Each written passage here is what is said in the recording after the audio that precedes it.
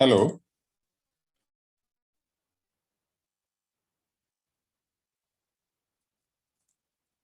Hello.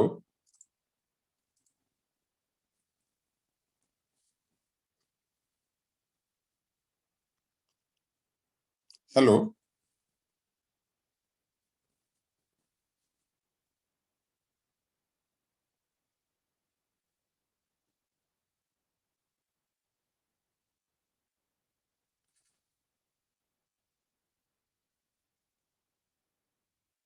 Hello. जी। हाँ जी। हाँ ठीक है। मैं रीचेक करता हूँ। रीचेक करता हूँ। वो टेक्निकल कोई प्रॉब्लम आ गई। हाँ। हाँ ठीक है। ठीक।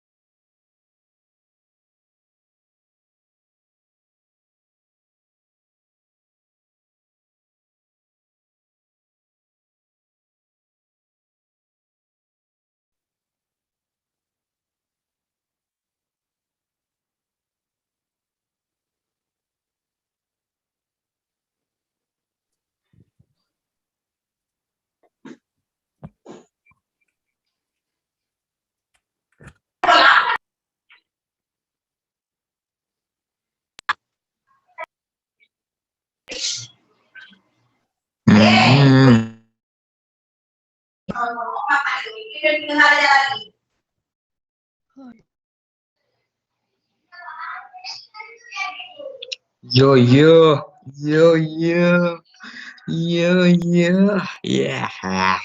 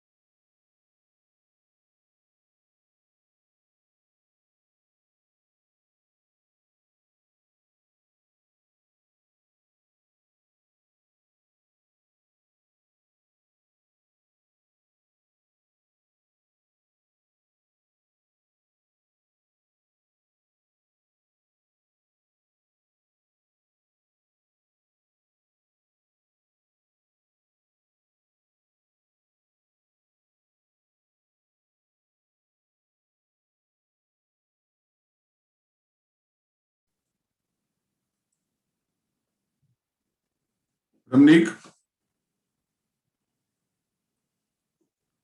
Ramneek?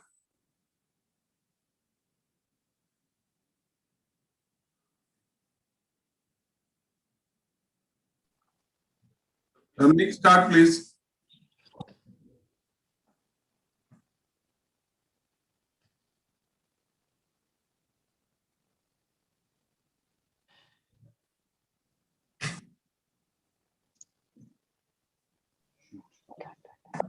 Hello. Good afternoon, everybody. Am I audible, sir? Yes, yes, Ramneek, please start. Yes, sir. So, can we start? Everybody's here, I guess? Yes, sir. So, good afternoon, everybody. Hope you're all doing well this fine day. I'm architect Ramneek Kadayal, and I welcome you all today for this occasion. We are assembled here for a very special purpose, that is to participate in the deliberations of webinar on energy conservation and energy efficiency. This program is initiated on the behalf of Punjab Energy Development Agency, PEDA, and we are pleased to share that PEDA is celebrating Energy Conservation Week in the entire state of Punjab. Sakar Foundation from Chandigarh has been given the responsibilities of organizing 7 webinars from 18 to 26 February 2021 daily from 2:30 to 4:30 p.m., except for Sunday and Saturday. I extend my warm welcome to all the officers and staff of Department of Architecture, Punjab, PWD, BNR, private architects, builders, and engineers for their participation in the webinar. Now, I invite architect Sanjay Goyal to give the welcome address. Please, sir.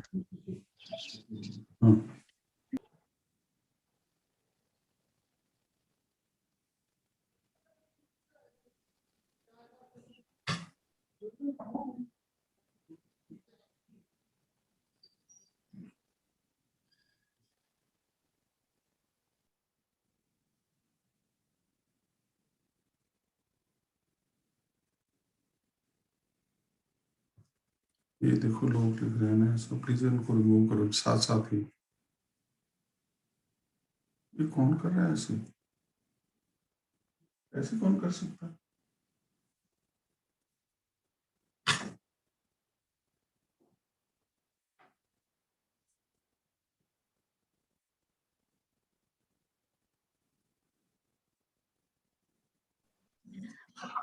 Sir, I would request the host to go to the security setting and remove this allow option to chat.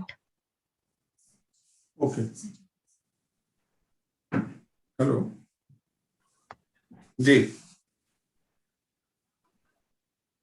ने part सुना. हाँ, क्या बोले, जल्दी बोलो ना यार.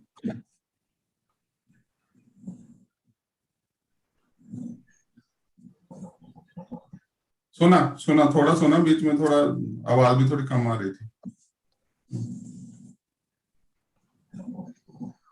Okay.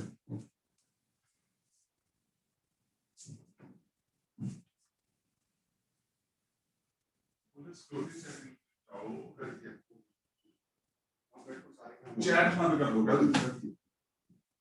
Chat बंद कर दो. अब वो रमनीक का नहीं कनेक्ट हो रहा.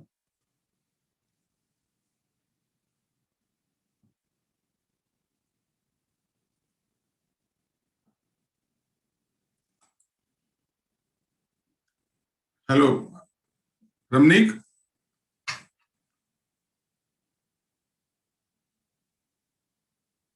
हेलो.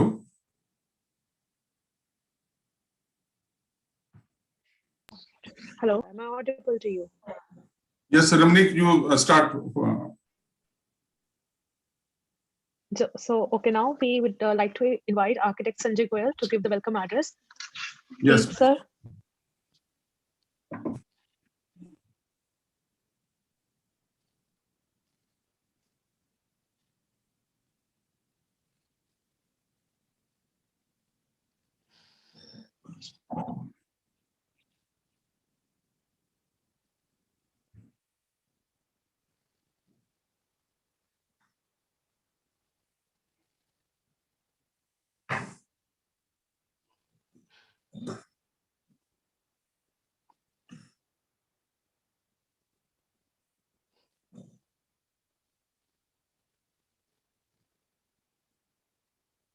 आवाज नहीं आ रही Sanjay.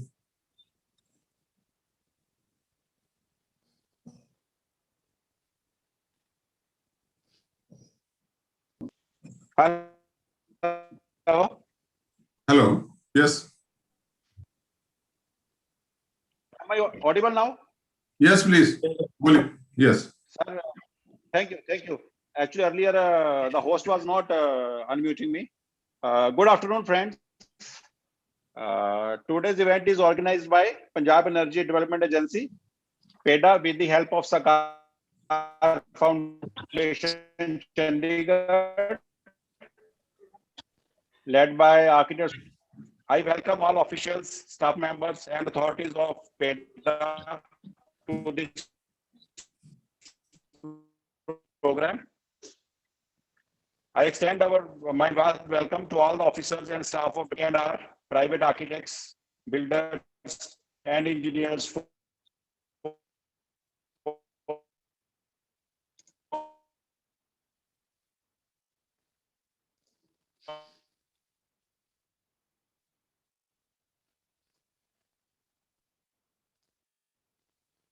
their participation in this webinar. I also welcome today's star speakers.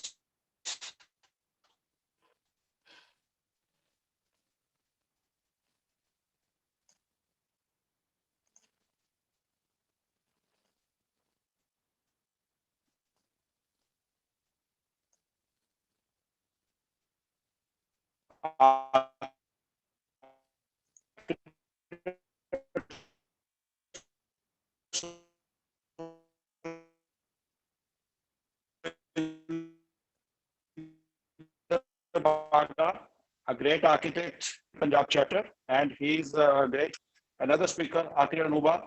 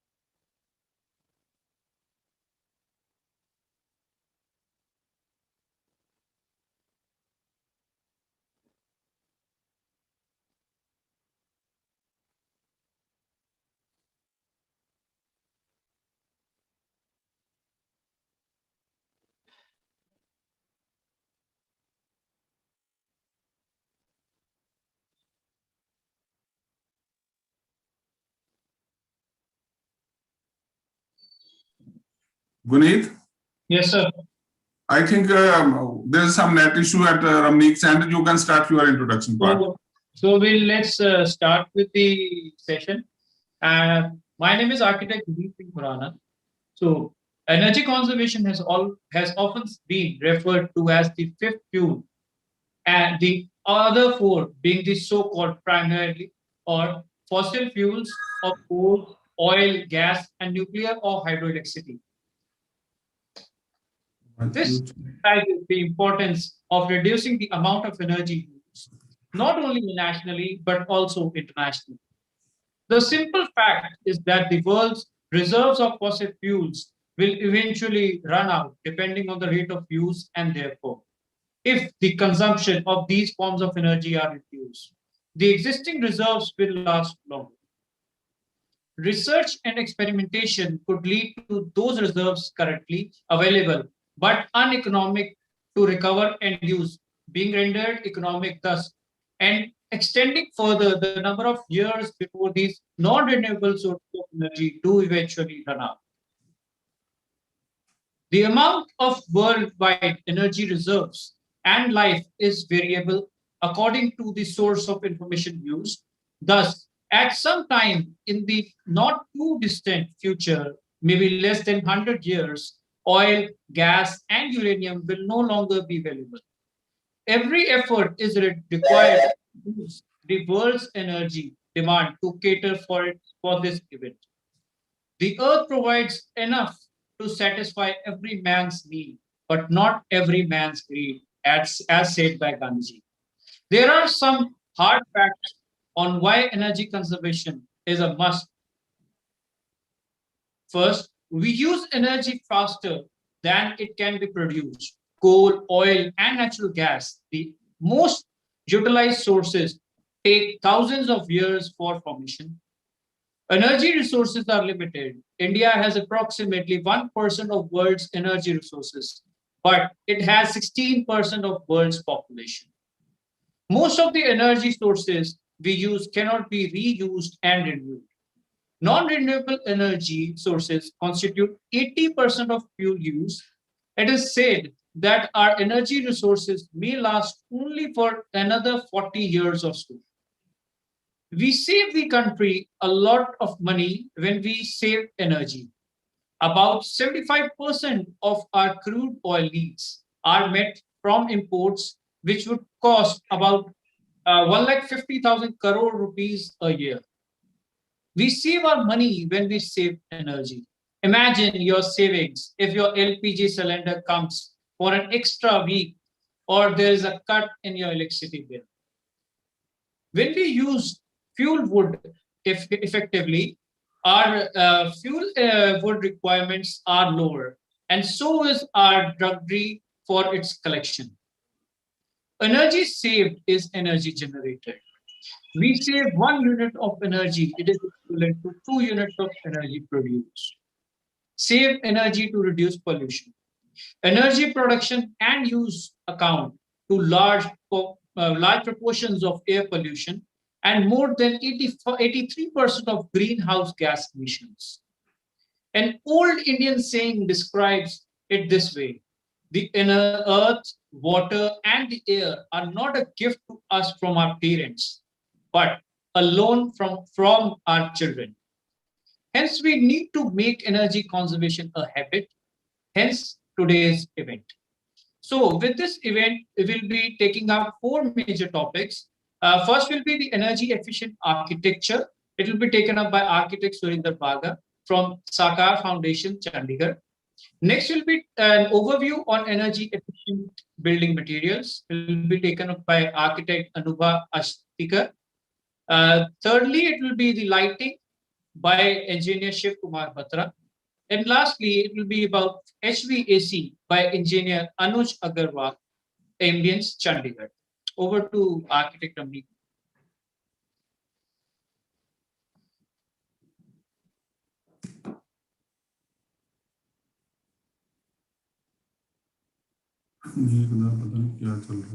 I think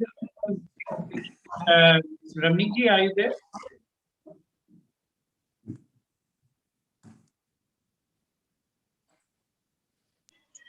Hello, good afternoon, everybody. Am I audible to everybody now? Yes. Mr. Guneet, am I audible? Yes, please. Yes, good afternoon, everybody. Yeah, there was some technical glitch, so I think I'm available now. Now, thank you so much, Mr. Guneet, for your introduction. Energy efficiency describes how much useful work is extracted from 1 unit of energy. Remember that although energy is not created or destroyed, it is transferred from one source to another. Some energy is nearly always lost in the transfer as heat. By saying that the work must be useful subtracts the energy that is lost to non-useful work. For example, some energy may not be doing useful work if equipment is not running well. Maybe a piston is moving sideways a bit rather than up and down. In this week-long program, we shall be organizing exclusive webinars for different departments and organizations of government, semi-government, and private departments which are working with Punjab State. These webinars are specially designed to talk on different subjects like energy efficient architecture, green materials, energy efficient lighting, HVAC, star labeled appliances, etc. Today's eminent speakers are invited here are special accredited professionals which have great experience in the field of energy conservation and energy efficiency. To begin with, we have a first talk by architect Surinder Baga on energy efficient architecture. Architect Surinder Baga has established architectural organization Sakar Foundation in the year 1984. He worked as a chairman of IIA Chandigarh Punjab chapter, chairman of IIA Publication Board, and editor of Journal of Indian Institute of Architects, and nominated as councillor in Chandigarh Municipal Corporation. He worked as member of High Powered Finance and Contract Committee of Chandigarh Municipal Corporation, and he also is in the committee for the as a chairman in the building and roads. Currently, he's a member of advisory committee of India's home minister on union territories. Recently, he had been appointed as head of Chandigarh sub-chapter of FSAI, chairman of GEM Chandigarh chapter. He will be addressing our audience now. Over to you, Daga sir. Thank you, Ramrik. Thank you so much. First of all, I would like to convey my thanks to Punjab Energy Development Agency for giving us this opportunity to host this program. My topic is energy efficient architecture. I will be illustrating the kind of work we are doing to achieve energy conservation in our projects. First of all, I would like to give some examples of shlokas and verses given. Hello. Yeah. Yes. I would like to give some examples of shlokas and verses given in the Holy Scriptures of India and abroad. And this is these are the lines from the Holy Purana, the Hindu sacred scriptures.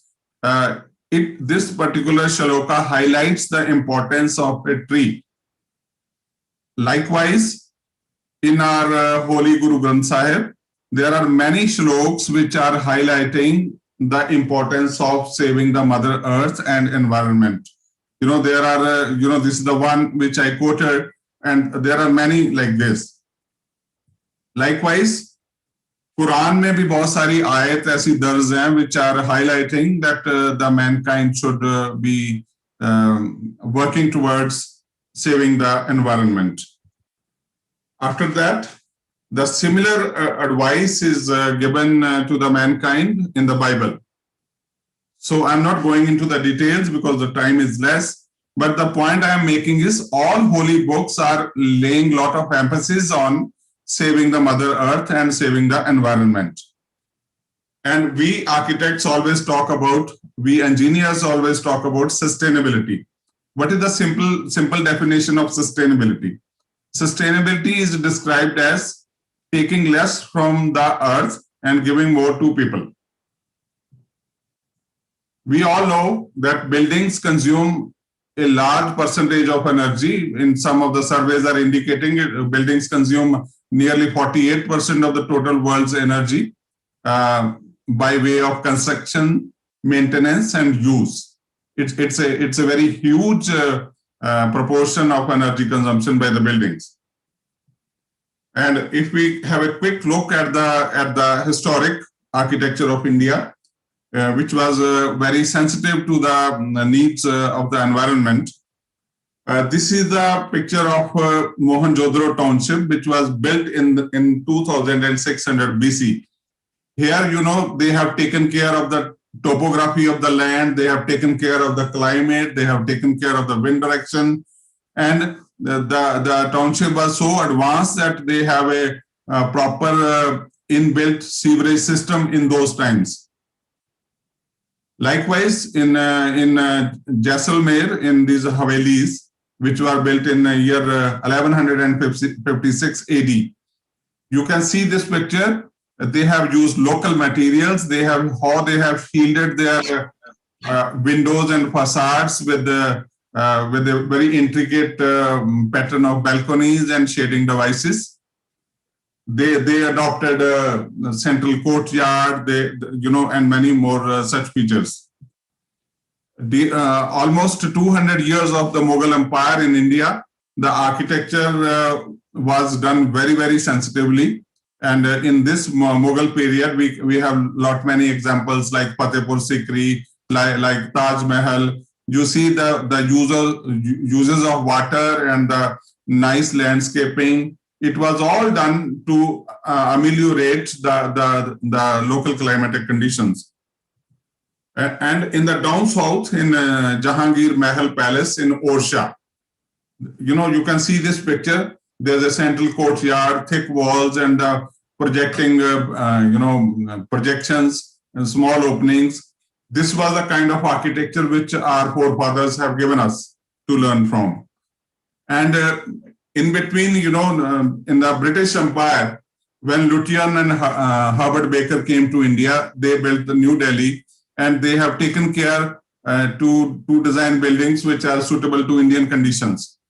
After that, in the era of Corbusier, when he came to India, Corbusier, on reaching Chandigarh, the first thing which he did was to study the local climatic conditions, the local materials.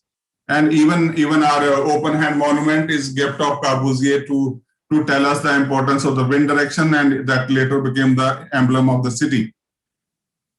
And High Court was probably the first building in which Corbusier tried, this double roof experiment. And in addition to that, to shield the windows, he has given this horizontal and vertical combination of louvers, which in French we call brise-soleil. Then Chandigarh is probably the only city in country where we have 35% green spaces. And Rose Garden is considered to be one of the largest garden in Asia. I was reading in Kolkata, we have only 2% green spaces. And in the middle of 90s, all our architects, whether, all over India, irrespective of the climatic conditions, they started making buildings like this. They started designing buildings like this, all glass clad, aluminum clad, which is not the need of Indian climate. And when we talk about energy efficiency in buildings, what is we all know that buildings consume energy in heating, cooling, lighting, water heating, and running appliances. And energy efficient building is one where, with the efforts of architects and engineers, we can reduce the consumption of electricity. As simple as that.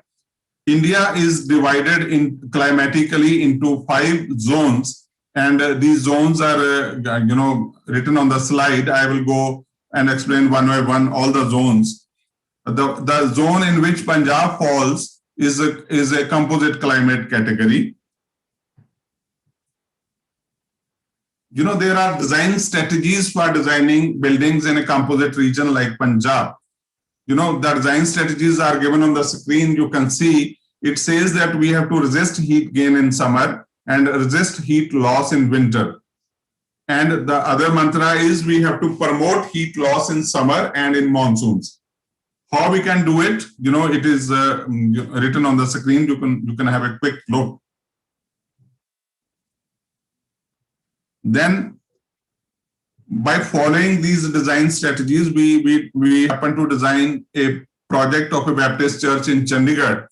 You can see this building is rated as one of the best 41 energy efficient buildings in India by TERI and by the government of India. In this project, we have given cavity wall. We have given small windows. You can see in this picture. We have even used light materials. Windows are deep recessed, and they are calculated to bring ample amount of light inside. And obviously it fulfills that building bylaws of Chandigarh. And the topmost vaulted roof is painted in white color so that the incident sun rays get reflected and building remains cool.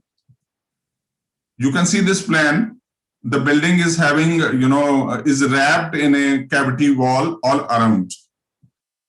This is the interior. There's no artificial lighting in this, yet you get ample amount of light. And windows are placed in such a manner so that the people who come for prayers, they cannot see outside, yet there is a proper light and they can concentrate on the prayers. Another church done by us long back is Church of God. This is the church where you can see hardly any windows, because windows are concealed, windows are slit windows, and they are put very strategically. This is the picture taken from the western side. We all know, we all architects know that western direction is not considered to be a good direction to put windows. So we have opted, this is the entry is facing the western side. So we have opted not to have any window. And this church, these two churches were gone abroad for India's entry to depict one Asian Congress exhibition in Pakistan held long back. Then a few years back, we got a chance to design Bal Bhavan in Mohali. This is the building. You know, building required many toilets. So what I did is we clubbed all the toilets, and all the toilets are put on the front side, and these toilets are facing the western direction. So during the western heat, all the toilet blocks only get heated up, and the dormitories and the office areas remain comparatively cooler. You can see all the windows are properly protected. You know, there are balconies, there are projections, thick walls. Then is Yadvindra Public School in Mohali. This building is part of the existing campus of Yadvindra Public School, a very famous school. And this very few people will be knowing. This school is designed by J.K. Chaudhary, a very prominent and eminent architect who designed the Punjab University campus before Piri Genre joined there. And, you know, we thought that we should follow the same architectural vocabulary in this school, the same kind of windows and same kind of everything. Yet we shielded all the windows. We provided ducts. We used natural materials to match with the existing campus. And this was a competition project in which you know, the criteria was that only that entry will win the competition, which will not cut even a single tree. And the site is dotted with many trees. What we did is we designed a very compact building, and to make it playful, we have kept 7-meter wide corridor in the middle. And this corridor, you can see this yellow shaded portion. The central corridor have cutouts on the either side. And these cutouts are facilitating the wind movement, and these cutouts are concealing the classrooms from the noise, you know, which normally happens in the corridor, and the classrooms are shielded. There is a skylight on the top, you can see in this cross section, and there are vents on the top. Hot air goes up and it gets escaped at the top. This is how we have shielded the windows. And another Christian school we designed in sector 45, that is a Baptist school. Here also you can see on my left side is the toilet block, and on the right you can see all the windows are properly protected and shielded with the, you know, horizontal and vertical pillars or the louvers and the projections. There is a courtyard planning in this school. You can see there are, you know, 2 big courtyards and 2 small courtyards, and all the accommodation is wrapped around this. It sounds very traditional, but yet it's a new building, and we opted to go for a traditional way. This is how we shielded our courtyards, the smaller courtyards. Then this is the competition project which we have won. It was an ideas competition organized by HUDCO, and the famous Indian architect Anant Raze was the jury chairman, and we got the first prize in this competition. This is a housing block designed to form strategies for energy efficient housing. In this block, you can see we introduced earth berms at the bottom, and in front of windows we designed planters. And in parapets, we introduced perforations, And in the center, the tallest tower is a staircase which has vents at the top. Terraces for the upper floors and all that. This is not a rocket science, but we did it in a new block, and we got a first prize for this. This is the layout of the same housing, and in order to increase that, in order to reduce the heat absorptions in the interiors, we have thickened the top slab. This is how the air movements goes, and the central stair tower facilitates the air movement. Then about a year ago, we have won a competition of the Agriculture Ministry's Convention Center in New Delhi. This project is costing about 40 crores, and the design criteria was we were supposed to design a project which is energy efficient.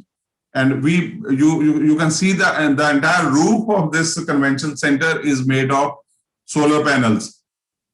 And we opted not to cut any trees. We opted to introduce rainwater harvesting. We opted to recommend green materials, and all those parameters when put together, and we got the first prize in this competition too. Then a very small project which we designed at a remote village in Moga. Lopo is a very famous but a small village, a very remote area village in Moga district. And this is a library we designed. A very small library where you can see the windows. Windows are kept at a height which is above the book rack height. The book racks are placed facing the external wall, and hence thereby the book rack itself becomes a heat absorption factor. And on the top roof you can see a cooling tower which cools the air, and the cooled air is thrust down to the interiors. You can see the ducts which are bringing cooled air from the top, and on the east and west we have put this thing cavity walls. And then we designed this a very huge project on the Firozpur Road, Ludhiana Firozpur Road. It is a city university campus spread over nearly 50 acres. And in this project, you can see the orientation of the project has been given a lot of importance. All the academic blocks, you can see this. These are all academic blocks, like in the Punjab University campus. They are facing north and south, and we have to take lot of pains to convince the clients that we want this way, because this is the best way to have academic blocks orienting north and south. Buildings are about 8 to 10 stories, and it's a huge campus spread over 50 acres. And we ensure that when the orientation is properly taken care. You can see the model photographs. And then climatic zone is hot and dry. And in this zone, the design criteria is different. The design criteria is we have to resist heat gain and we have to promote heat loss. This is a design criteria for designing buildings in hot and dry regions. And we got a chance by Indian military to design their township in Jaipur. And this township consists of nearly 800 houses. I gave 16 presentations to the Indian Army to convince them that the north-south orientation is the only option in Jaipur. But they were insisting to put the buildings in other direction, which was wrong. I have to go to Delhi 16 times to convince them that, sir, this is wrong. People will not be able to live there because Jaipur got a hot and dry climate. And ultimately, this township was built.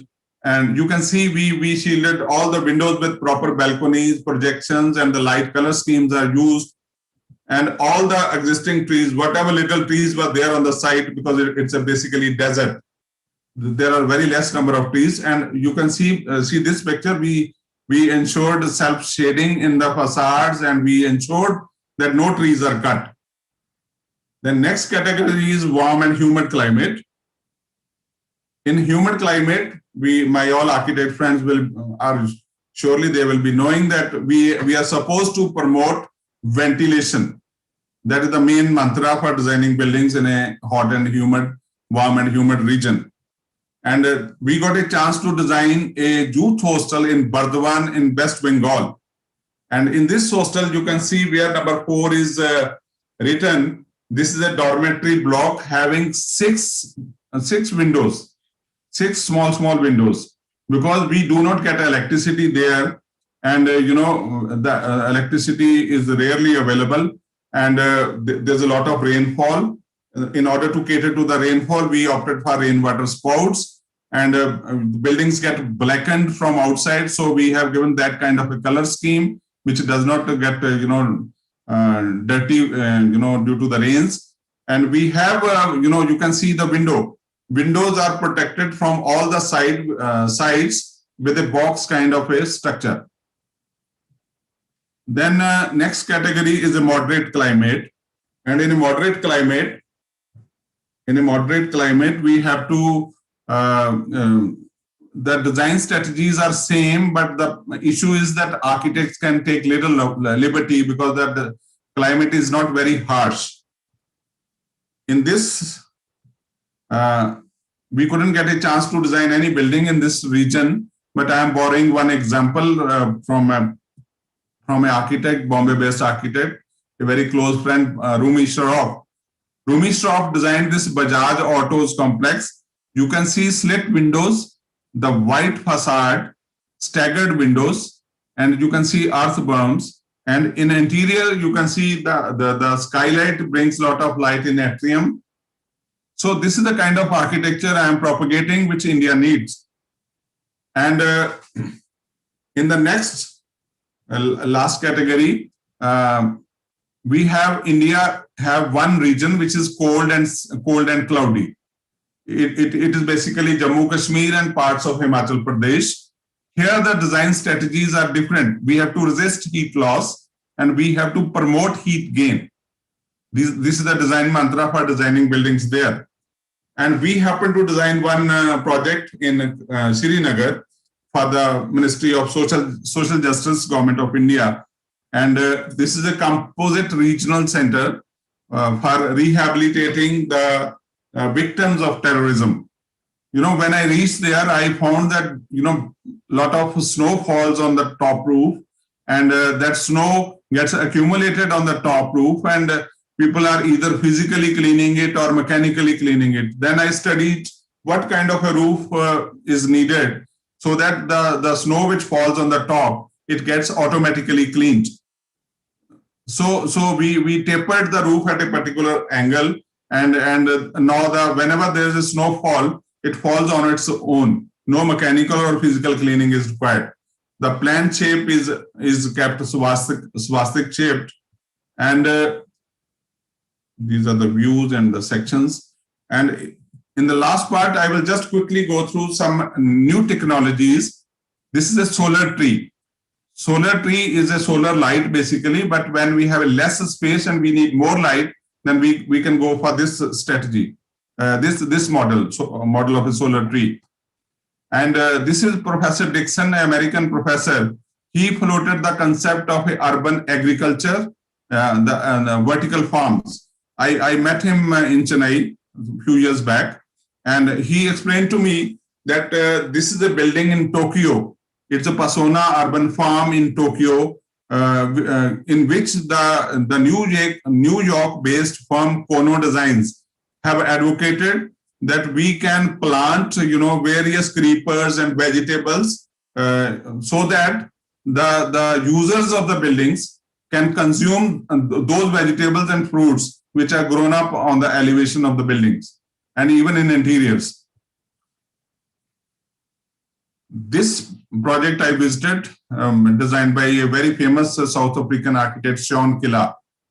I happened to see this in Bahrain. 800 feet tall towers. They are having wind turbines to meet the energy demands of this building. huge diameter of wind turbines, 95 meter. Then we have wind trees also, which are available. These are artificial trees to generate electricity from the less speed of a wind. You know, you can create energy. In Germany, this is a building in which architects have experimented to put louvers, which are made of solar panels.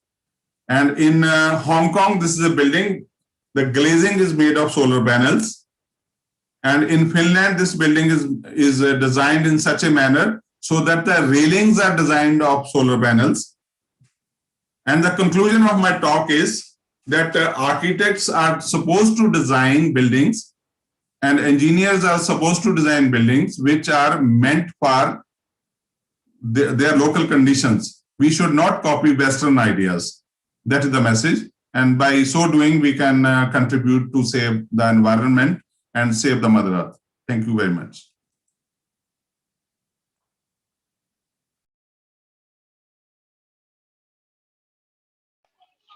Thank you very much, sir. As country. Thank you very much, sir. Mr. Baga has rightly said in his PPT that we all know that India is a huge country and which has 5 different climatic zones. Each zone has its own design parameters, and architects and engineers should design buildings to suit the local climatic zone rather than copying from Western material or traditions. A request to all the attendees that at the end of today's session, you're requested to fill a feedback form, which will hardly take 5 to 7 minutes. It has 10 to 12 questions in a yes and no format pertaining to the lectures or webinars and talks. Your feedback is very crucial to us and for our future programs. If you don't follow any questions, kindly read that part. Thank you very much, everybody. And up next, we have architect Anupa. Architect Anupa has 10 years of work experience in the building and development sector. As an architect, she has a considerable experience in sustainable development and building energy efficiency. She is associated as Senior Sustainability Expert with Interrogative Design Solution Private Limited, Delhi. She was earlier handling 15 states and UTs as a project lead for energy conservation cells under All India Institute of Local Self-Government, AIILST Delhi. She is the Director Strategic Projects on the boards at ARUT International Dubai and also has her own consulting firm for sustainable architecture and energy efficiency in buildings in Raipur as Elements' Design Studio. She is an active member in the societies like ISHRE, Women's Zonal Chair East, and President-elect for Raipur Sub-Chapter, FSAI CWC member, and founder member, Triple ID Dubai chapter. And she will give us an overview on energy efficient building materials. Over to you, Anupa ma'am. Thank you, Ramni, for the introduction. Just let me know if you can see my screen.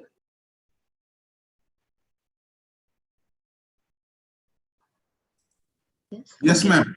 Okay, so I will just do this. Okay, so thank you so much, PEDA and Sakar Foundation for having me here as a speaker. My presentation is on energy efficient building materials, approaches and technology, and what are the techniques and strategies to achieve the energy efficiency in the building envelope. So the first, we have heard of energy conservation code and the guidelines for energy efficiency and all, but what do we understand? I mean, how can we achieve energy efficiency is the most important factor to understand. So when we design a building, the underlying principle that we need to follow is the design should have a purpose. We should not design just for the sake of designing it, but the building should have the purpose and it should be performing, like it should have a good performance in terms of energy efficiency and the well-being of the occupants. It should also cater to the comfort and well-being of the occupants, and the process should have to be some innovative way or the better way to achieve a goal or to make a statement. So if you look into all these pictures that I've shared here, all the buildings, if you see, they have the different construction typology. They have a different, different typology considering what climate is there, what kind of people live there, what is the culture. So the first thing that we need to keep in mind is to have the respect for place while selecting any building material or any kind of technology. So the first thing is respect for the place and adaptation to the local environment. And then the place should reflect the and the construction should reflect the culture and the place. And then the last very important thing is to have, more is not better, closer fit is better. So the underlying factor here is the optimization of the building, of the systems. Next thing is to respect for the local environment and the vernacular strategies. So when I was a kid, I used to wonder how people who live in such a cold climate and live in a building which is constructed of snow. So we have to understand how the place responds to different kind of materials and how to make them comfort, like how they achieve the thermal comfort level inside the building. So in this picture, if you see the place which is having a scarcity of water, with very simple and basic techniques, they are extracting water from the environment, from the humidity, water content in the air. Then in this picture, if you can see a very basic concept of ant hill, of exhausting the warm air and trapped air inside and making the exhaust and ventilation system. So our understanding has to be very very deep, and we should know how to design and what strategies to be put and what kind of materials to be selected when we are designing a building. But now we are in the age of modernization. We are, you go to any place, like Bhagat sir has mentioned, you go to any place, you go to Mumbai, you go to Gurgaon, you go to Jammu, you come to Chhattisgarh, you can see all the buildings, they are like they look alike. There are no differences. I mean, you cannot just mention by seeing just by the building typology, okay, this building is from that particular climate, though all these places are having different climatic zones, they have a different culture. So my question is, why to create a problem and then try to create a solution for it when we get the bills, the higher energy bills, and then we think of doing some retrofitting solution to the building? So is it right? So let's just go through the presentation and we'll get to know it. So one very important thing to understand is we need to be quantitative. We have to, if we cannot measure it, we will not be able to improve it. If we don't know the material specification and if we don't know what kind of materials and strategies and how they are performing, the building physics behind it, we will not be able to improve it. And then we need to think creatively. We cannot solve our problems with the same thinking we have used to create them. So the design has to be more evolved with, we have to go look back and look for the traditional methods, how we have, what have been incorporated to make the building thermally comfortable. And then the design need to be more evolved. And then we need to integrate building physics and the passive strategies together, the science and art, to make to integrate the science and art for the building physics, which is called the integrated design procedure. So what is the purpose of the building, if you ask? So occupant comfort is because when we say building envelope or any building, the major factor what it caters is the occupant comfort. It is based on the thermal comfort, the air quality, the visual comfort, the acoustic comfort. And what are the parameters that affect the occupant comfort is the heat transfer, moisture transfer, thermal mass, light transfer, or sound propagation. And how can we make it comfortable? Like, how can you make the interiors of the building thermally comfortable with all these factors? Is to have the optimized building envelope and to have the optimized active systems, the mechanical and the passive strategies that we are using for the heating and ventilation. So if you look into this pyramid, the first very important factor when we talk about energy efficiency, and I'm sure most of the architects who are attending this might have encountered this question from the client, that when we select these kind of materials and if we implement such kind of technologies, it is going to increase the cost. So yes, I mean, if we will not plan it at the conceptual level itself, it is definitely going to increase the cost. But the understanding is of this complicated pyramid, if you see from bottom to top, if you go, the complexity and the investment increase it. So if I have to simplify this pyramid is, the first level we have to understand how to avoid the wastage of energy. At the second level, we will have to understand how to save energy, and now at the top level, we will have to see how can we integrate with the renewable sources. So if I just break it down, so first level we will have to have the understanding of our how to avoid wastage by just habit change, by unnecessarily, like by switching off the lights which are unnecessarily, lighting up, and then using the daylight, then knowing by doing energy audit to know what how much is the energy consumption, how much of the energy that we are consuming. So these measures are no cost measures or low cost measures. Then we have the second level is energy saving measures, where we can use energy efficient fixtures, and then we can optimize the systems of heating and ventilation. Then we can have different techniques and technologies integrated with the building to achieve the energy efficiency. So these measures are medium cost and cost effective measures, and by doing these two steps we will be downsizing the energy consumption that we are consuming, like our energy consumption that we are consuming in a particular building. And once we have the downsize of energy consumption, then we can at the final stage we can link it with the renewable system. So obviously if we design, and of course it is a high cost measure. So if we have a downsized system for which we have to design the renewable integration, it is of course gonna cost us less than the conventional building which is consuming more energy and less energy efficient. So we have to give a proper thought process of selecting the material and technologies for a energy efficient building. So what is the roadmap towards energy efficient building envelope? Let's talk about that. So if we look into the inefficient old stock, or let's say the conventional building that we have been making, so they have single pane windows with air leakages and no insulation.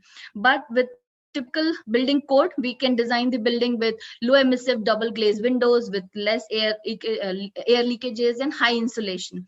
Then we have high energy efficiency. To achieve the high efficiency, we can use highly insulated windows, optimized building facade and orientation, and building material composition. So first we need to understand the purpose while selecting the materials and need. Then we have to identify the scale and interdependency, its functionality, and then we have to understand and identify the possible problems associated with it and the technical solutions related to it. And then we have to compare all these things to the solutions with the finances. So what is building envelope? So it is the outer skin of the livable space which segregates us from indoor environment to outdoor environment. So it consists of floors, exterior walls, roofing, fenestration, and opening. So let's talk about walls. So when we talk about wall, we have opaque walls, which is the masonry structure. Then we can use insulation, and then we can use green facade for that. So for the opaque walls, what I've tried here to integrate it with the ECBC code, with the energy conservation code as well. So for the opaque wall, so the basic idea is to reduce the heat ingress. So the less heat will come inside. So the system, the HVAC system has to be doing like it has to make the condition the space for the lesser amount of heat. So we have different strategies here with shading wall, double brick wall, cavity walls, insulated walls, and curtain walls. And if you see in the code for composite climate, the maximum U factor we have to achieve is 0.44. So there are different assemblies that we can do as a permutation and combination. So for example, if we are using single brick wall, and if you can see here, we have different strategies. And the last, if I say the highly efficient is the double wall with air gap and 50 mm insulation, you can see the difference of U value from 1.78 to 0.37. So these are the pictures showing double brick wall with insulation. This is the picture with double brick wall with air cavity and insulation provided. So we have some innovative insulation came like in the market, which are lesser in thickness and has a low thermal conductivity vacuum insulated panels. It is very much in demand in the market these days. Then we have a very innovative material in the market, which is phase change material. You can embed it in the wall or in the ceiling or in the floor. So these phase change materials, they have some salts inside and which absorbs that. So this is like a blanket. You can embed it, you can fix it with integrate it with the wall or the building envelope material, and then it absorbs the heat when the temperature is at higher than the target. Let's say in the summer or in the daytime, and then PCM releases the heat if the temperature is lower than the target. And of course, you have a facility, you can integrate it with different system by recharging this phase change material by circulating the cool air inside the building, so inside the envelope. So then we have all these strategies of night flushing and vertical fins. So here, if you see this building, they have used this vertical fins as wooden, this panels. These are having the low conductivity value, so it is reducing the heat ingress. And when during the office hours, they are using it as a vertical fins, then when they open it. And then they have this night flushing strategies where they are exhausting the warm air trapped inside the building, and then they're exhausting it through these vertical chimneys, night flushing system. Then, as sir has mentioned about different solar integration, so we can integrate it with the louver solar system, then you can integrate it with the windows. Then you also have the water walls, which can act as a thermal wall. So the thermal performance for the walls can be achieved by these strategies. You can increase the wall thickness, or by providing air cavity between the walls or hollow masonry blocks, or by applying the insulation in the external surfaces or in between the cavity walls. Then you can have the low conductivity masonry material like AAC blocks or fly ash bricks. Light colored paint, which is a very basic principle as it reflects the high amount of solar radiation. Then integration of solar PV in the exterior facade of the wall, and then by hanging gardens or vegetative roof, which is very much beneficial in the composite climate. So if you see the calculation here, which we have done, but just by adding, just by changing AAC blocks with the conventional brick, and by putting insulation and the heat reflective surface film, the U value can be achieved up to 0.375. And if you remember in the previous slide, I've mentioned the maximum U factor should be 0.44. So we can achieve the U values based on selecting, based on how good, how properly and how thoughtfully we are selecting the material. For roof, we have green roof, cool roof, and reflective surfaces. So as we know, roof is the most important and critical area which in a building which we need to design very thoughtfully. So if you see for the composite climate, the U factor which we need to achieve is maximum U factor is 0.2 for 24 hours operational building, and for daytime use building 0.409. So we have different methods to provide insulated roofs. Like we can use brickbat cover, which is very fast running technique that we use for building insulation. Then we can use expanded polystyrene slabs, polyurethane slabs for over deck and under deck insulation, foam concrete, extruded polystyrene slabs, coated roof, as I said, with high reflective paints and high SRI paints, and then green roof, which vegetated roof and all. In this picture, if you can see here on the left hand side, they are painting the roof with high SRI paints, and this reduces the surface temperature and also gives the temperature difference from outdoor to indoor. Even you can use China mosaic tile in the floor on the roof to increase the reflectivity of the surface. Then you can have shaded roofs by, if you have solar panels integration on top of roof, so the bottom part of will get shaded, and then the vegetated roof. If you see what are the strategies for roof that we can use is by applying insulation on the roof, under deck and over deck, using light colored roof having high SRI value, then covered with high reflective tiles, covered with solar PV or with green roof. So here, if you see the calculation that I have done, U value calculation that I have done for the roof, by putting the heat reflective tiles, the insulation in the roof, and then the surface film resistance, you can achieve the U value of 0.34. Then we have different kind of finishes. These are for floors, and these materials are eco-friendly and very, thermally stable. These floorings are made up of polymers, and this particular one is 50% made of rice husk, so they are recyclable, and then they are non-toxic and eco-friendly materials. Then we have different exterior and interior finishes like ventilated facades. So these are perforated clay tiles, and they have, they can reduce the internal air circulation, and they have this chimney effect, which increases the acoustic and thermal insulation in the interior of the building. And by reducing and eliminating the thermal bridges, you can achieve the energy savings of around 30%.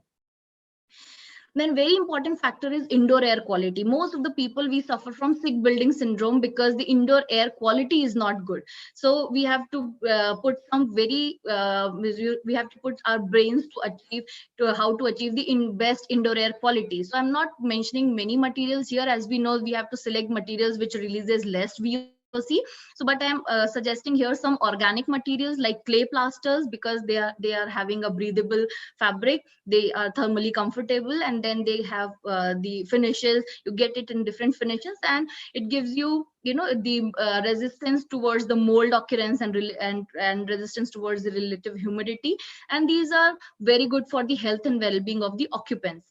And then again, very good finish is the lime plaster. So as we know that this is again a breathable fabric, eco-friendly, and it has high pH value. And in the olden days, these lime plaster, when used near the water body, it gives a very pleasant and very nice cooling effect. So for the windows, we should understand, I mean, what is the right window wall ratio? The double glazing should be planned properly. Then we should have sun shading, as it has been mentioned in the previous slide. So window, it is comprised of two categories: glazing area and frame. So because 80 to 90% of the total area is the glazing area, so we have to design it very thoughtfully. So these are the different strategies where we can have double glazing, we can have selective coatings, we can have high absorbing tints and low emissivity coating. So the maximum U factor for composite climate is 3.3, and the SHGC value that we have to achieve is 0.2 or 0.25. So we have to understand, I mean, how much window wall ratio. So it is based on the principle, how much light do we want inside. So if we are, of course, light comes with heat also, so we have to optimize it. I mean, you cannot have the fully glazed facade, and if you have fully glazed facade, you have to have some measures to, like sun breakers. So these sun breakers can be vertical fins or the horizontal fins, which should break the direct radiation of the sun. Here, if you can see, there are in the market, there are sun films available which cut down the direct glare. Then for sun shading, as you see here, it's a very basic example. If you are going out in a sunny day, so you used to position your hand in a way to cut the glare. So if it is coming from the left, right, top, so you adjust your hand position according to that. The sun shading principle is based on that, how to reduce or cut the direct glare of the sun. For this, we have sunscreens also. These are fixed sunscreens and operable sunscreens also, which we can use. Then we have double skin envelope. These are this strategy is the combination of vertical fins and sun breakers and the double glazing facade, where you can have the optimum amount of light and then optimum amount of heat transfer that can come inside. And in the intermediate cavity, you can have the mechanical or naturally like the natural systems to ventilate the trapped heat. Then for the double glazing, you can use, of course, the double glazing insulated glass, where you have the inert gas filled inside it to provide the insulation. External shading, as you have seen in the previous slide, it gives you the mutual shading effect. Then this is, of course, a very good example which Bhagat sir has already mentioned. Mutual shading plays a very important role to reduce the heat ingress inside the building. And then I would like to give this one example of this building where they have selected the materials to integrate it with the services. So here, if you can see, all the ventilation shafts and the ventilation HVAC ducts are integrated with the structure itself to give you the ventilation and air conditioning. So you have slits here to give you air circulation. You have ventilation shafts integrated with the materials here. Then if you see, this is the Institute of Rural Development in Gurgaon. Here you have the HVAC and fresh air ducts integrated with the structural beam, so that you don't have to put the more number of do more retrofitting, and then ultimately you are increasing the embodied energy of the whole building.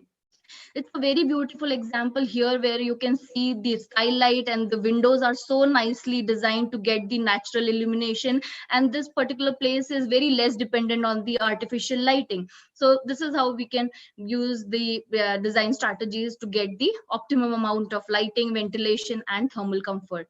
If you see here, the slab is embedded with the radiant cooling system. These type of systems like the pipelines which gets embedded in the slab, and it it creates the heating and the cooling effect.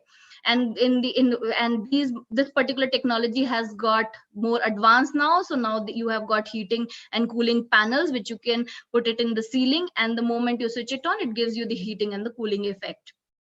Here you can see how beautifully the envelope is designed with the solar shading, the sun shading with the sunshades and the vertical fins that they have used.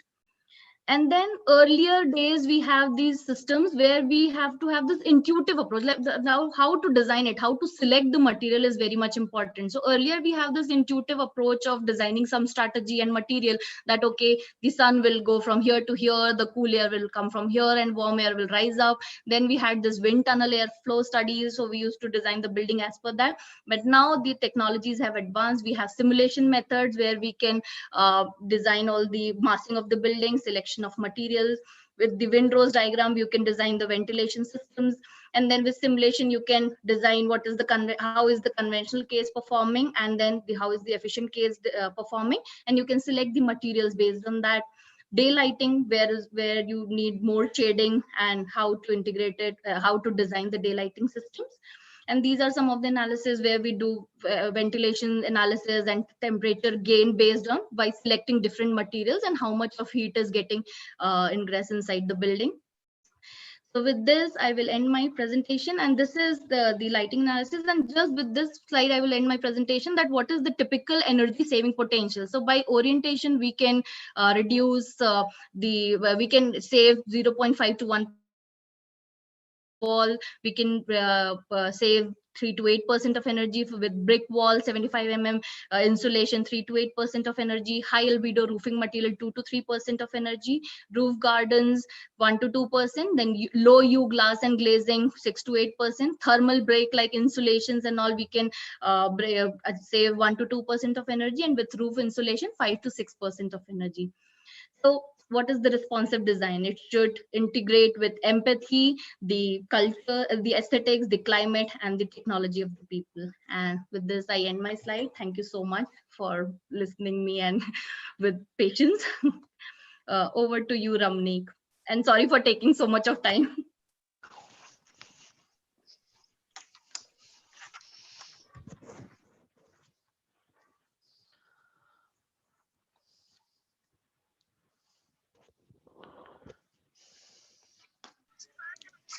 Am I audible?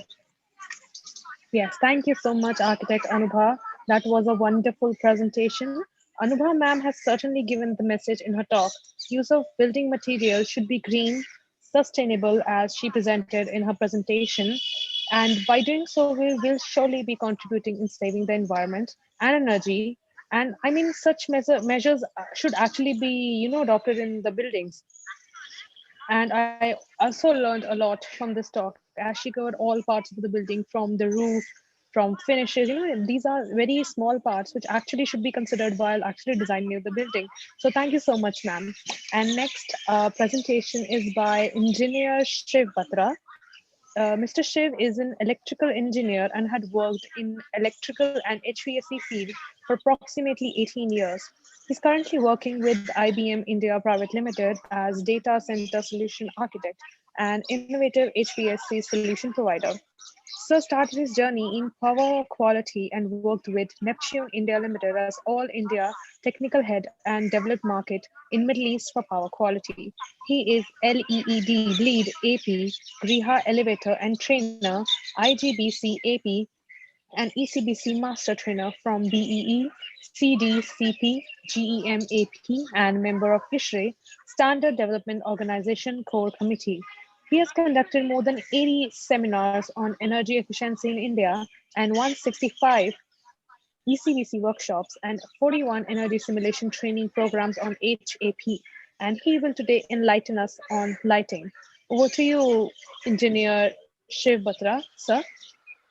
I hope you're Thank you available. very much. Yeah, I'm available. Thank you very much for introduction. And I'm extremely glad to hear it from Anupa about the how concerned the architects are coming up on energy, because normally what happens is energy is being considered the baby of engineers, particularly HVAC and the light, people. So I'm happy that now the awareness has come to a level where our architect friends have started talking of energy rather than just a beautiful Taj Mahal kind of a building for our customers. So with this, I would start my presentation on light today. Right, my topic would be what is the requirement of light, right, and when it comes to a building, and what should be done to make sure that everything is as per the norms, and more important, which is comfortable for us to be in that building from the light perspective. Is I'm audible to everyone?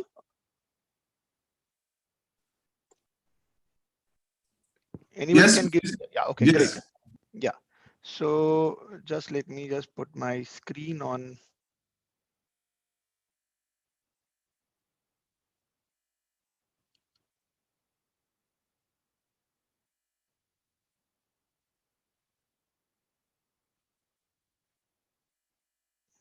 Is my screen visible? Yes. Okay.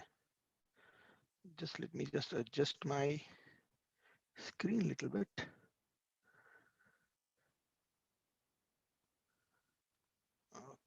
Okay. Yeah. So today we will be talking about light in a building. We all know that it is one of the bigger consumer of electricity when it comes to Indian houses, because still we didn't have the so-called air conditioning in each and every house, but definitely now light is a basic necessity in our building. So it consumes around 15 to 20% of energy. If you see on the annual basis, might not be at the instant basis because our air conditioning definitely takes more power. But when we look at the overall energy consumption in a building, right, it contributes huge amount of energy. And when it comes to commercial building, it becomes further important because we nowadays have a culture of making our buildings close, particularly a commercial buildings. And when the buildings are closed, whatever heat it generates by from a light, it also gets accumulated in our HVAC load. So we have to see that how we can actually make sure that it consume less energy but gives me the same amount of output. Now when we talk about light, so this is what actually it happens, that light is nothing but light output in lumens, and it takes some amount of energy. I'm still finding it out that I can make some light which doesn't consume energy, which is not possible as per the Newton law of energy also, that it cannot be created nor be destroyed. It can only transform its energy form. So let's say if I have a light, it gives me some lumen as an output, and it consumes some amount of energy in terms of electrical. So electrical energy comes in a watt. So we always hear, and when we go to a shopkeeper, we always specify the, I need 5 watt, I need 10 watt, I need 15 watt light. And I still remember the days when we were in school and we go to a shopkeeper to buy a night bulb, and we used to say 0 watt bulb. Now today we laugh on ourselves that how can a bulb be a 0 watt? It's just a 1 or 2 watt or 5 watt, but it cannot be zero at present as on today. So it has a low lumen output. That's what the specification of the bulb should be. But we used to say 0 watt, but no watt at present, or no light at present is having a 0 watt. So if you look at the CFLs, if you look at the tube lights, if you look at the T5 lamps, all are with the lumens per watt.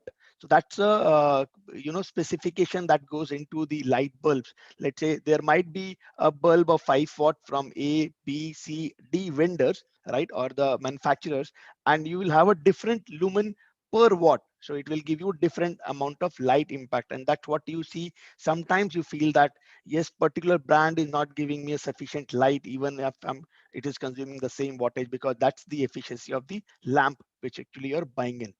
That is number one. Number two, which I missed it out because I want to show this slide on an animation one, but it is not there, no worry. Now, the more important thing that is there is what should be the lux level on my table. Now, this is something which we always struggle, frankly speaking, when I interacted with the people in industry. We never know what should be the right amount of light we should get on our table. So right now, if I request, right, the people with me on the participation, if they can check on their table what is the lux level, and I can tell you, you will get the different answers. Some will be getting out something like 100 lux, some will be getting 300 lux, some would be getting 500 lux, some would be getting only 150, 120. And normally you will find out they are either on a shortfall, right, or they are the more than what it is required. And the shortfall will be in a closed room where no sunlight is coming from outside, and where you will have a more light which is more than 400, 500, and you will see there is a window on which curtain is not there, sun is shining, and you are getting more light. And we are using artificial light also, but that light is more than what we need for our eye to get the comfort and to get the results of our reading. So what is the number? So number is, for an office building, it should be in between to 300 to 500 or 550, 600 lux. Now the important question which comes out to in our mind is how to measure it. We all feel that yes, this is sufficient, but how to measure it? So I would request you up, there is a, earlier there used to be a days when we go to buy lux meter from the market, and then we do a study and all those things. But now even your iPhone, Android phones have a lux meters. So you just simply download the app from the from the Apple Store or from the Google Play, lux meter, and you can download it and you can put it on your table. You will come to know what is the lux level. So let's say if I say that, okay, my building consume less amount of power with respect to the light, and I don't define the what is the light percentage or what is the light level, lux level on my rooms, it doesn't make sense, right? I can switch off my lights and I will save 100% light, but the intent is to consume less energy while getting the sufficient lux level on my study table. And this example I can give you for everyone. Sometime we have seen, right, in our own house with our children, that they are they feel stressed when they're studying in a house because there was low light. Sometimes they say we love to read on bed only, not on the table or the chair near the on the other corner of the wall. But we never realize why. The reason is the lux level on that area is low, and when they study on that area, right, a book or they're working on a laptop, they feel stressed from the eyes. While if they do same thing from their bed, where might be the lux level is more, they're comfortable. So we neglect this thing and we always say that, okay, we are consuming less energy with respect to the light. So it is very important, first of all, to certain that this amount of lux should be there. Then we should talk about the what should be the energy that we are consuming to generate that much amount of aura of light at that place. Now, this is the mandatory requirement that you have to have lux level in that room. So any building you go, whether it's a normal house or a green building or a non-green building, the first and the foremost important criteria is, do you have the right amount of lux level on your table or not? If that is not there, energy is of no point, right? Okay. Now coming to the next question, how to calculate it up. So this is a very big question. How to calculate that is right. The one way is app. Do we have a manual calculation? Yes. You can take out the lamp, you can see how much lumen it is generating, then you can multiply that by utilization factor, maintenance factor, divide by area. You get approximately this will be generating this much amount of flex in my let's say 1 meter height from the floor. That is one of the very methodical or a tabular form method, right?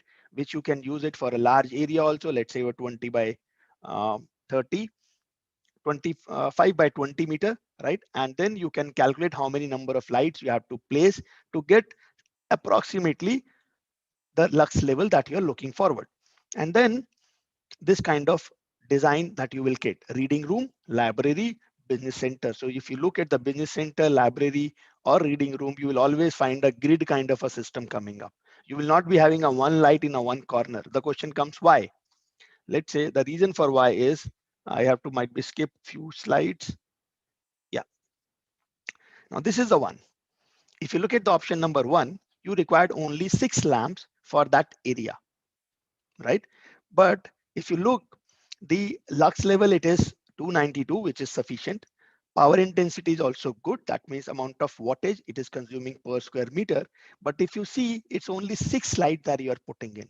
So what is happening for a large area? They become a center point of light. So it's an uneven distribution which is happening on your room. Just 1 second. Yeah, so uneven uniformity of the light is coming up. But if you put instead of a lamp, you are putting lamp rating, then your number of lamps, you increase the number of lamps. your total power density is also increasing. Your lux level is still same, around 300 lux per square meter. It is better, but it is consuming more power. Now let's go to the option number 3, which is fluorescent T height output lamps. Now, if you put those lamps, your lamp rating is 54 watts. You're putting some 19 lamps. Total wattage is 1026. If you look, there is a from 6400, it is coming to 1026. Huge amount of reduction in the power consumption. That's the reason power density per square meter is also coming down from 20 to 3. Typical lamp is no doubt good. Uniformity, it is better than the normal indecent lamps. Now, if you go to T5 fluorescent light, you find you are putting 35 lamps. Again, a 35 watt lamp, 27 numbers. Lux level, you are getting around 307. Power density is also low. This is just 3 watt per square meter.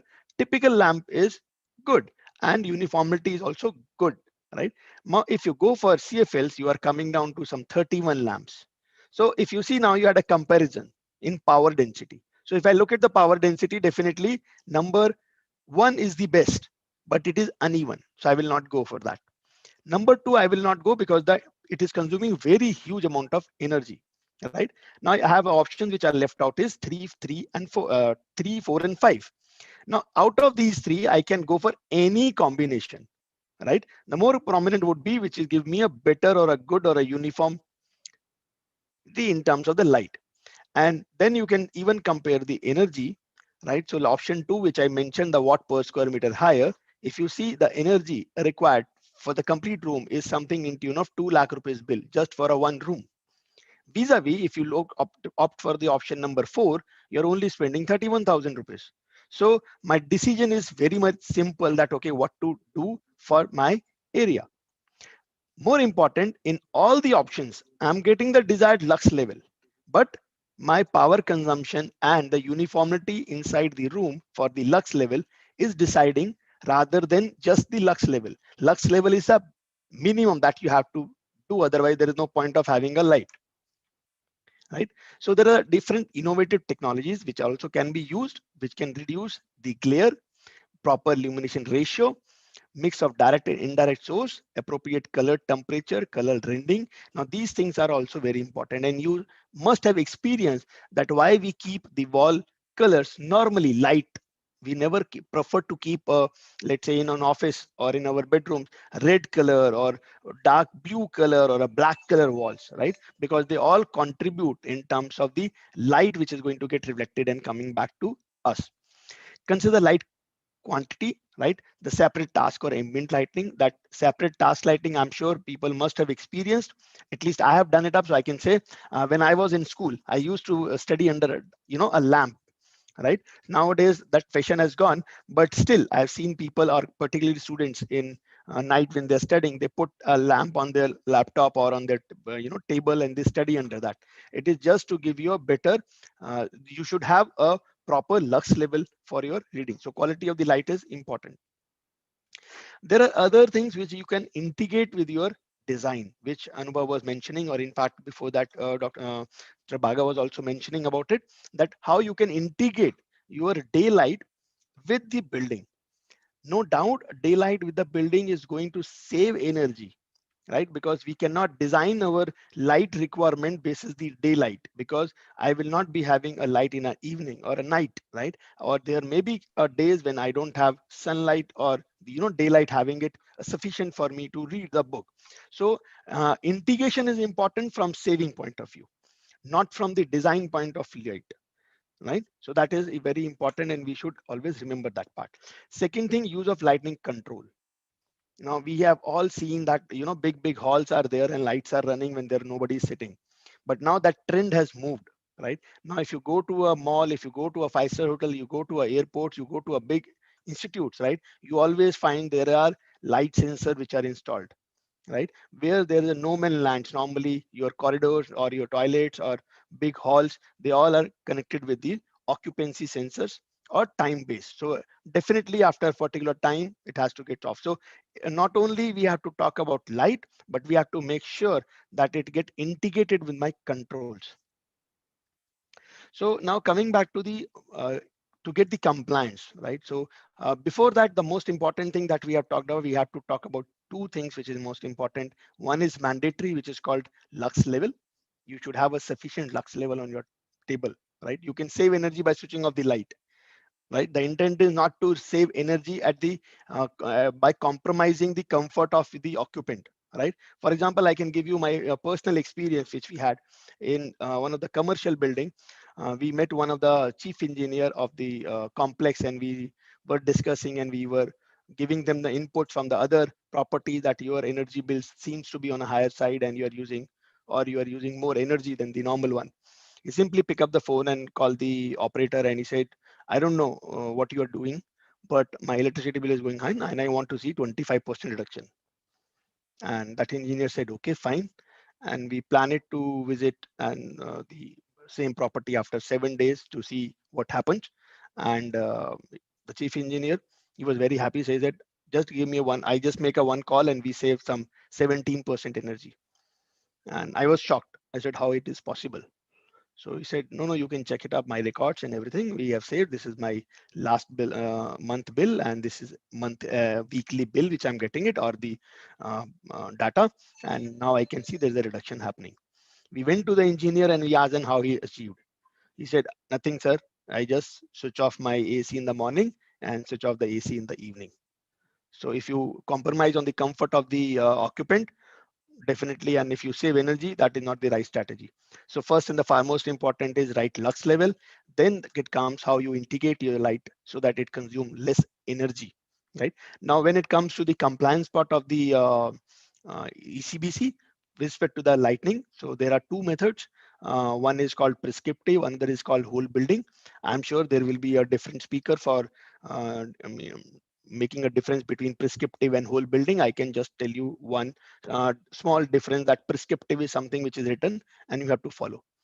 You don't have to put your any other innovative technologies into it. Simply whatever they are saying, just go on following it up and you will get the compliance. When it comes to whole building, that means now you have to see that overall energy is lower than the one which is following the prescriptive method.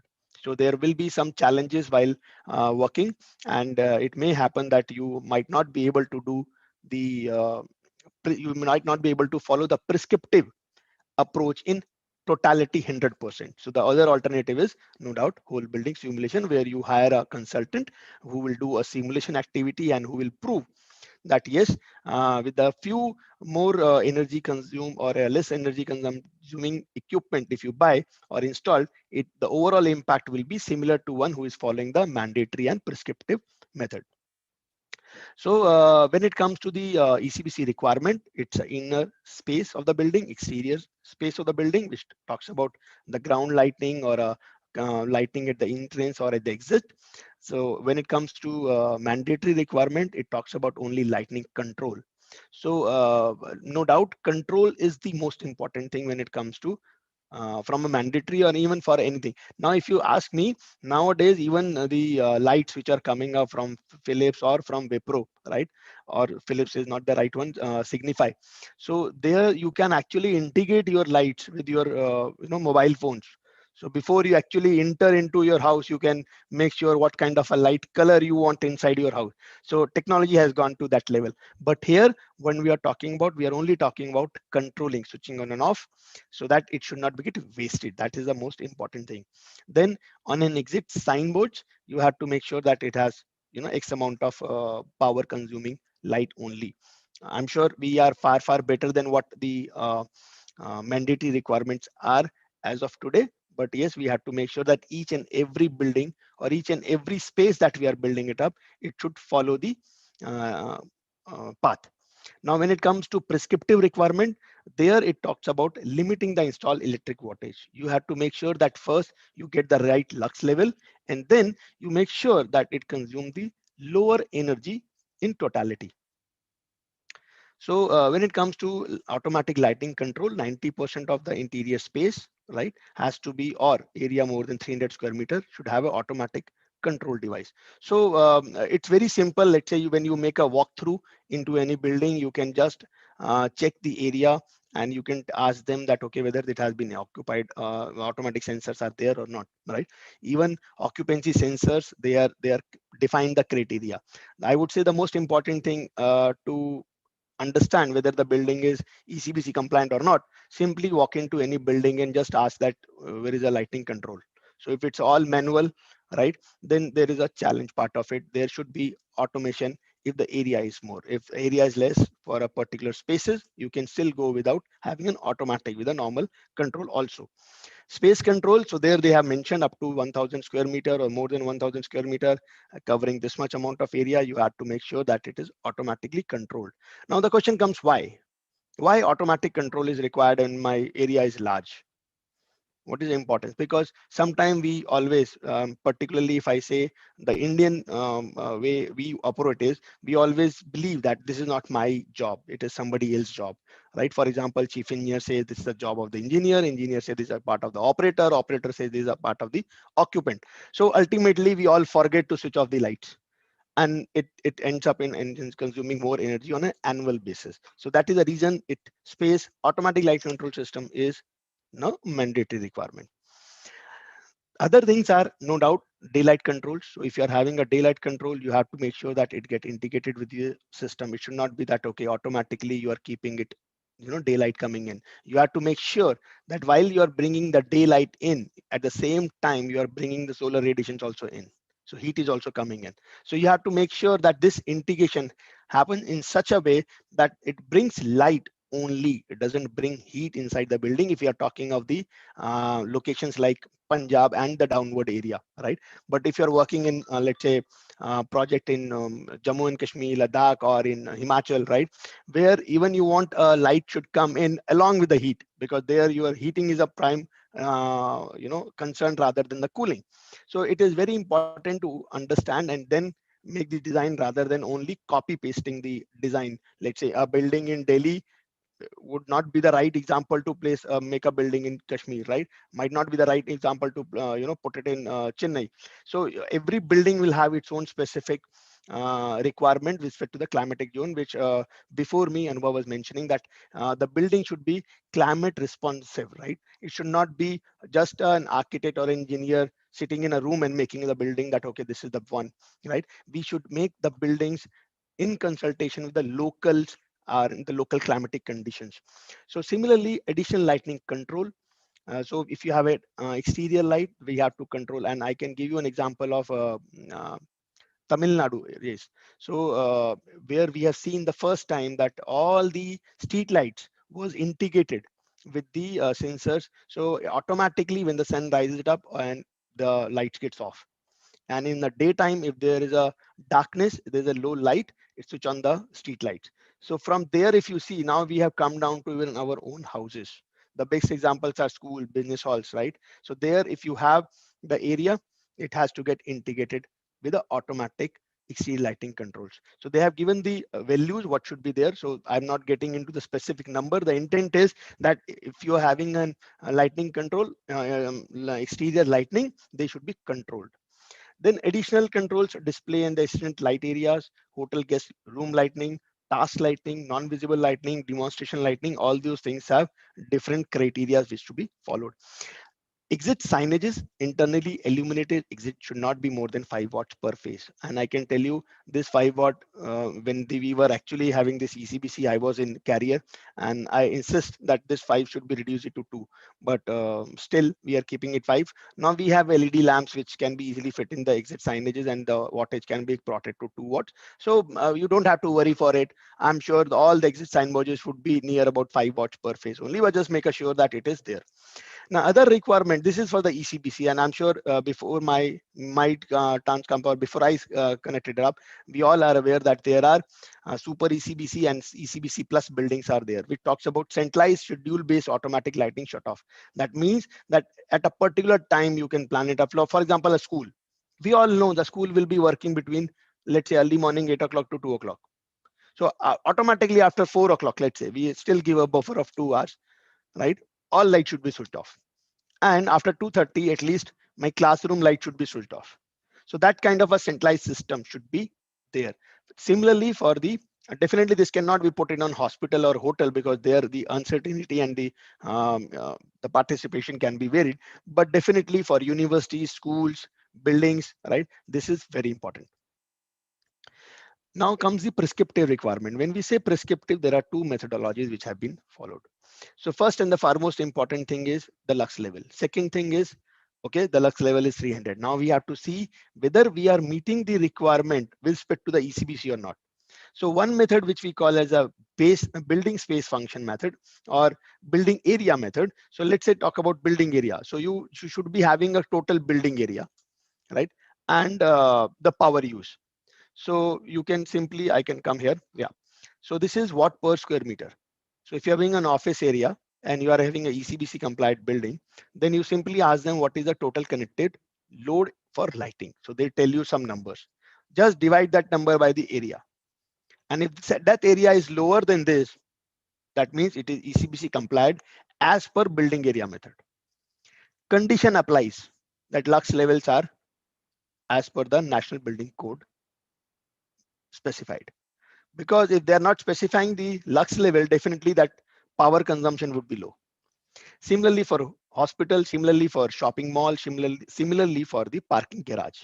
And then for ECBC, ECBC plus or super ECBC, we have 3 different categories for the building. Now the important thing is, let's say you are not complying with the building area method.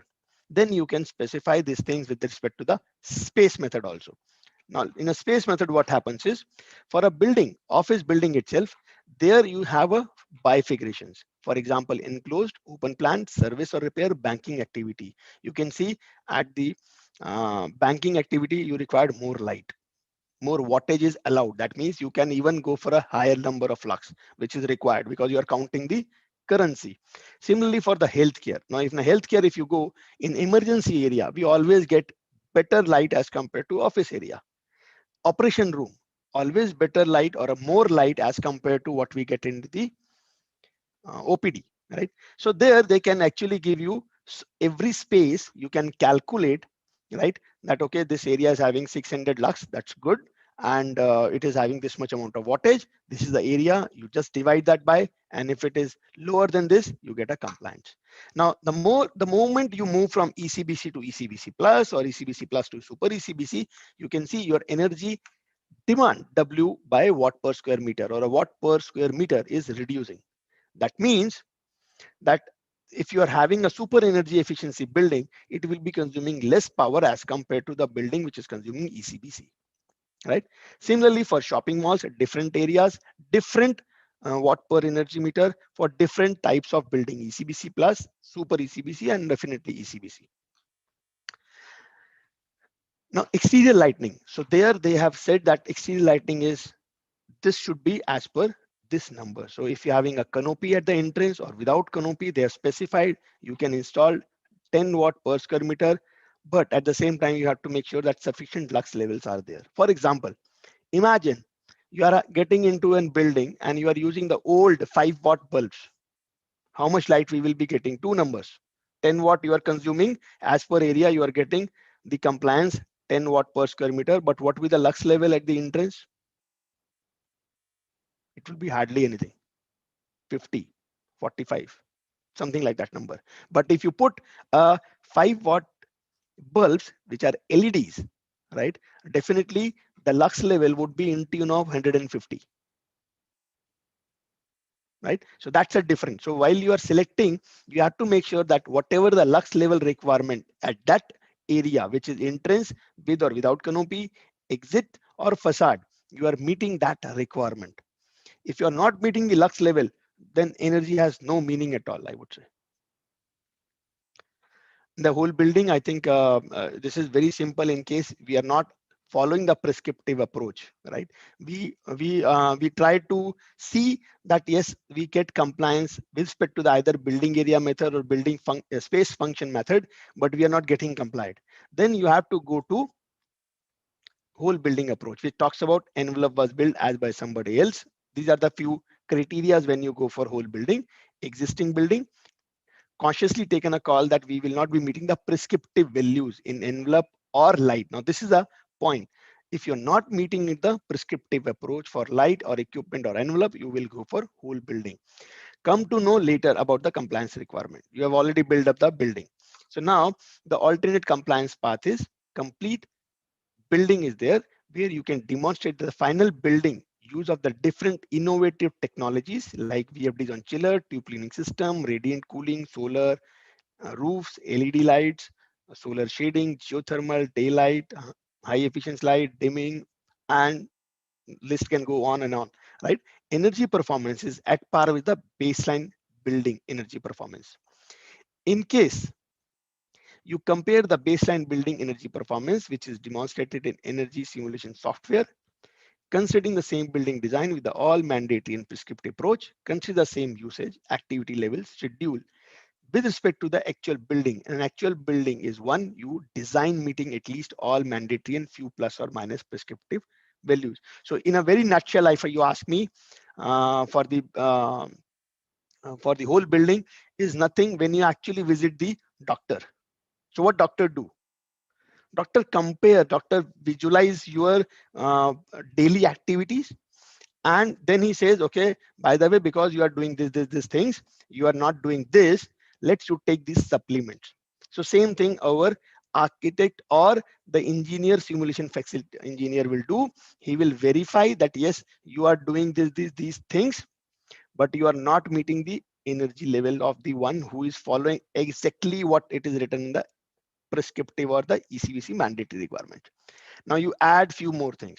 So it is similar to visiting doctor. So somebody says energy simulation, I simply say go to a doctor. He will tell you what to do. Otherwise, simply follow the prescriptive approach and you will get the compliance. So these are the few documents that you have to fill it up when you submit the document. It's very simple, 2-pager over there where you just simply tick mark. Lightning control is there, yes. Okay, fine. Daylight indication, yes or no. Now this is one thing, but along with this, you have to put the supporting documents, which I'm sure will always be there on the site on a day one. But when we build up the building and in due course of time, 1 year or 2 time, year down, we always feel these are missing. So with the help of this documentation, and if you ask me what is the requirement of ECBC, I would say documenting the design till the operation level.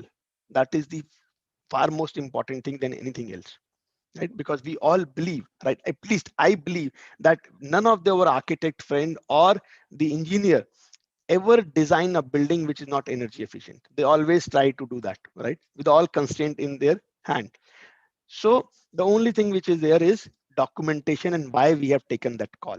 So if with the help of this documentation, right, you can always refer it and at the same time improvise on it to get the better results. So this is what the overall ECBC requirement is. So if anybody have any questions, they're free to ask me up, or at the end of the sessions, I will be available on the call.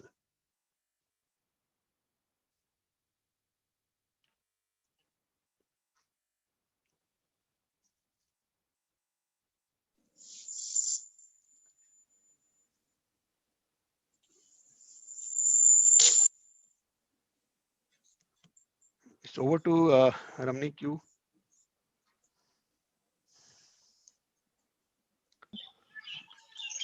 Hello, am I audible?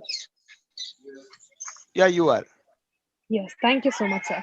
So, talk of Engineer Batra is very enlightening as he gave us some very marvelous examples of a doctor. Exactly. So, whenever we visit a doctor, they actually diagnose the whole body, not just one part, but actually the whole body. So, we all know the lighting parts where street lights, building lights, lamps use considerable amount of energy, and with new technology and inventions, we have seen new products in the market every day, like LED lights. Using them instead of conventional bulbs saves more energy, and by doing so, we can do a bit on saving energy and saving Mother Earth.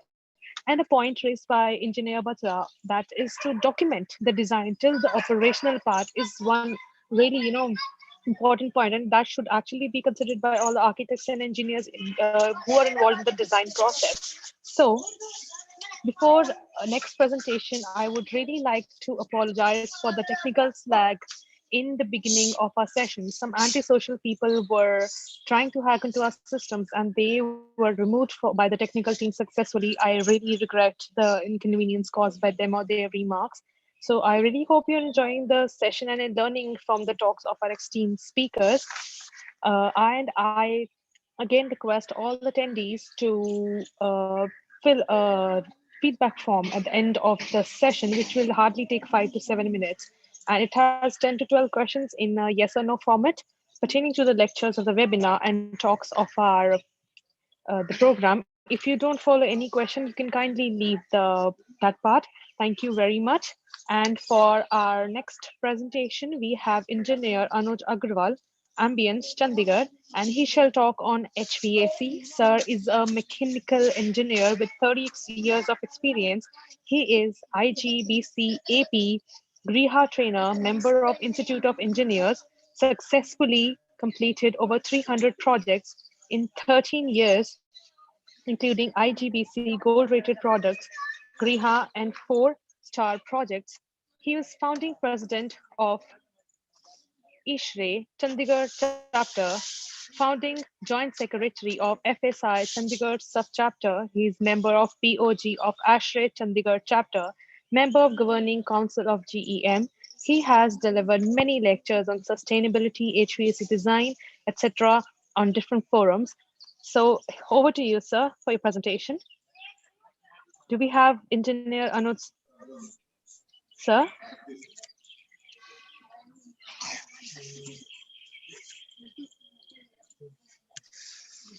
We have engineer Anuj with Good this afternoon. presentation on HVAC. Over to you, sir. Good afternoon, all, and thank you for having Welcome, me. sir. And in this presentation, which I am going to share with you, and it will be not a very long because I think you have been there for almost 2 hours now. So we will rush through it, and it will be a very basic presentation. We will try to brush up our HVAC, which all of us are knowing, because I understand most of the audience are either engineers or architects. So let's start without much of preface. So when we say, are you comfortable? For air conditioning, when we say either we feel too warm or too humid, too stuffy, too cold, or too much of smoke, then we are not comfortable, right? So how do we become comfortable? By air conditioning. So what is air conditioning? Air conditioning is simultaneous control of temperature, humidity, air purity, and air motion. Now, most of the people can relate air conditioning with temperature, but the other 3 aspects, which is the humidity, purity, and air motion, are very important, and they have been given very important aspect in ECBC also. Without any of them, we will not be able to actually achieve proper air conditioning. Now, what by definition, if I have to go by technical definition, refrigeration is transfer of heat from one place to another by a change of state of a liquid. Now, that means from liquid to vapor and vapor to liquid, you achieve the air conditioning. The evaporation and condensation happens. Now, there are 2 types of heat which we generally see. One is the latent heat. The latent heat is absorbed in the process of changing the form of substance without a change in temperature or pressure. That means when the ice melts into water, but we get ice at 0 degree to water at 0 degree, there is a latent heat, right? Similarly, when the water gets heated from 0 degree to 100 degree, there is a temperature change. So it's not latent heat. So latent heat is something which we cannot see.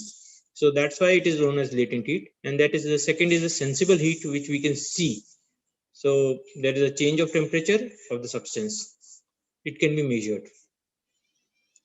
Now, how do we feel cold? It's a basic, simple. If something evaporates, we feel cool. So if you rub some alcohol or some spirit on your palm and it gets evaporated because of your body temperature, so your palm starts feeling colder. Now, what are the major components of an air conditioning system? This is a review of air conditioning. That's why I'm rushing through. There are basically 4 parts of an air conditioning system, which is compressor, condenser, expansion device, and an evaporator coil, right? So how this converts into a pressure enthalpy department diagram, which is basically what engineers do. there's a temperature of the water is cooled from 54 to 44, whereas the heat is rejected at the cooling tower, which is operating between 85 to 95 or 90 to 100, depending on the area where your cooling tower is installed. How typically air conditioning system looks: we have age-old room air conditioners where we have a window AC in the room, and the air is thrown inside, and there's a return grill, and it goes back and it is circulated. So if you see here, you are getting the cooling, but you are having no control on humidity, air quality, or fresh air, right? Second is you have a central air conditioning system where there is an air handling unit. The supply duct is there, the air is being getting supplied, and the return air is getting sucked in. Now in this case, if you see, the air is coming from one source and going back. Now because the air is coming from outside, we can easily put fresh air into it. We can easily control the humidity of this. So basically, technically speaking, a window air conditioner or a normal split AC is not an air conditioning system. They just are coolers, air coolers. Whereas an air conditioning system is necessarily a central air conditioning plant, a VRV plant to a certain extent with TFAs, or a ductable unit or something like that. Now, if you see in a typical hotel room or a senior person's cabin, we provide a fan coil unit within the room, and we are again recirculating the air. So we are not actually improving the air quality unless we provide fresh air into the room. So what we do is this: if we have to improve the quality of the room, air quality of the room, we have to provide a treated fresh air unit which will supply a fresh air into the room, and so the person is inside feels better. Now, as many of our previous speakers have already spoken, we have divided our country into 5 climate zones, which are composite, hot and dry, hot, humid, moderate, and cold. This is the depiction which has been there on the Indian map. And, now the typical ambient conditions is in the cities, it is dry, hot in summer, cold in winters, like what we observe in Chandigarh and around areas, Delhi areas, NCR, all those places. In coastal cities, is highly humid and always hot, sticky in the evenings. Now we come to the next is energy consumption. If you see, the biggest energy consumption happens in industrial and commercial put together. Residential energy is also very high, because mainly it is because of the very inefficient lighting systems which are being used in residences. Secondly, use of inefficient air conditioning systems, and also use of inefficient appliances, which is obviously going to improve with B rated systems which are coming, appliances and equipments coming with B star rating. So this graph will change and commercial buildings will increase. So we feel similarly in agriculture also, all those pump sets which we are using in villages and all these farms are not very efficient. They consume a lot of energy. So in a particular type of building, we are mostly concentrating on commercial buildings and residential buildings. Commercial buildings, almost 30 to 40% of all type of buildings, HVAC is used, and which is a very important portion. If we control this by even 10 to 20%, we will be saving 6 to 7% of the overall energy, which is a huge percentage. Now, when we say,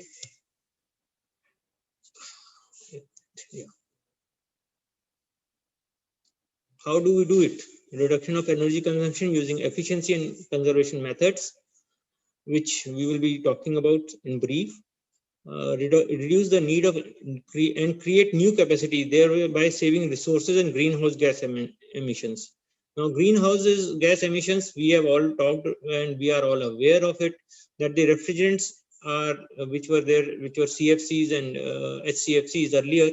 They used to consume, take a lot of, eat a lot of ozone, which has resulted in global warming.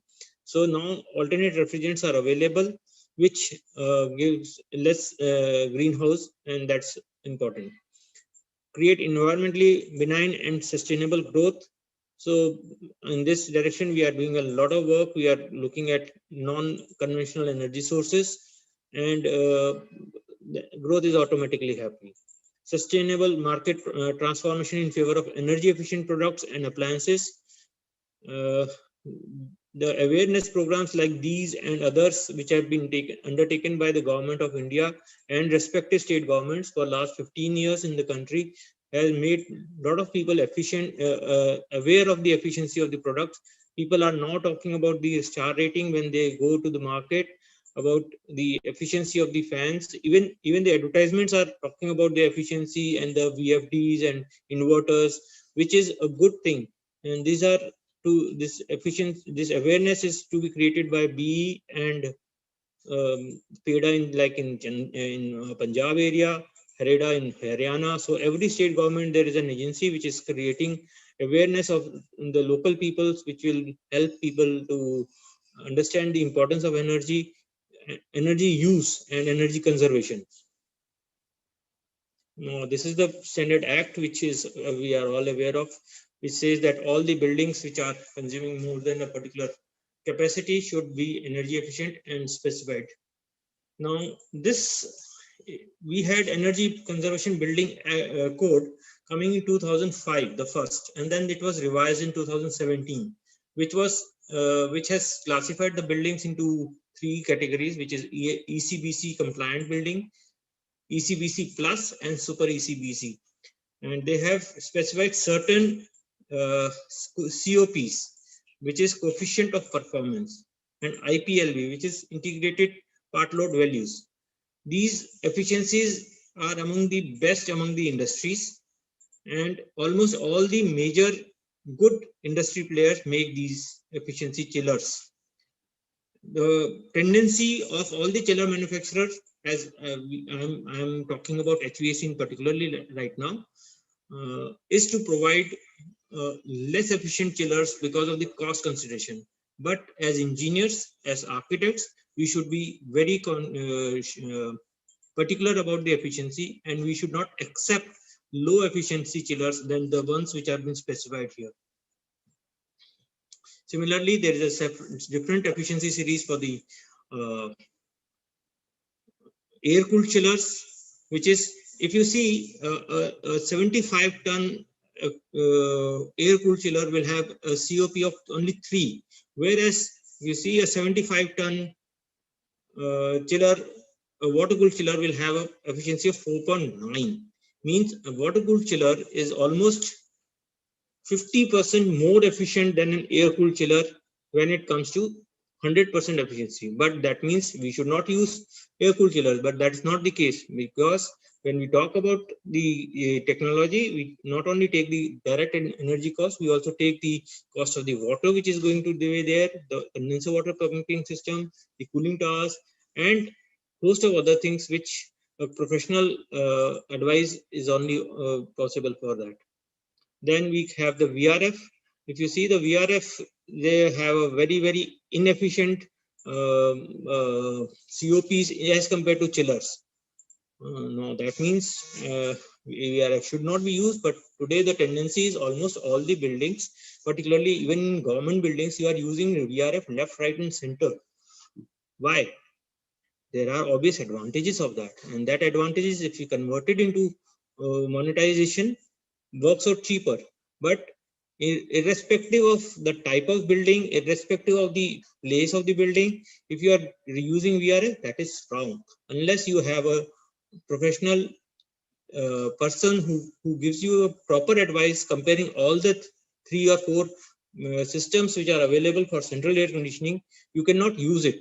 And most of the time we commit this mistake that we already decide that no, we are going to have a VRF from say a company like Daikin or X or YZ, and then we design based on the dealers who are using those systems, which is wrong. Ideally, I would recommend that all the architects, all the engineers should go and do a market research and take a calculated decision. Now, coming to this graph, This is, if you see, there is a shaded portion inside, and this graph is known as the psychometric chart, which gives you the range of temperature, the human comfort zone. Now, this human comfort zone, as decided and researched in USA, is between 68 degrees Fahrenheit, which is almost like 20 degrees centigrade for winters, to 78 degrees Fahrenheit, which is 26 degrees centigrade for summers.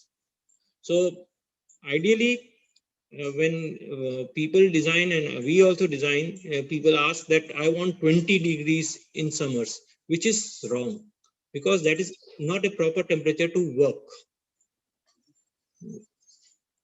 So if I condense it, so your temperature in winter should be between 68 degrees Fahrenheit to 74, which is about 20 degrees to 23, 24 degrees centigrade. And summer temperature should be between 73 to 79, which is like 23.5 to 26.5 degrees centigrade. These are the things for the comfort zone. I'm not talking about data centers or industrial requirements or pharma requirements or hospitals or ICUs or OTs, which have a specific range which can be decided.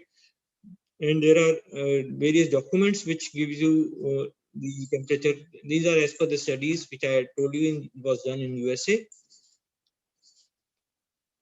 Desired comfort lies in practicality, obviously. And most important thing is noiseless and vibration free operation.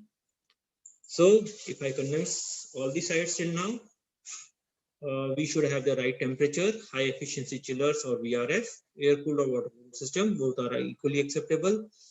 Now we are using 2-3 new topics here, which is one is heat recovery ventilators.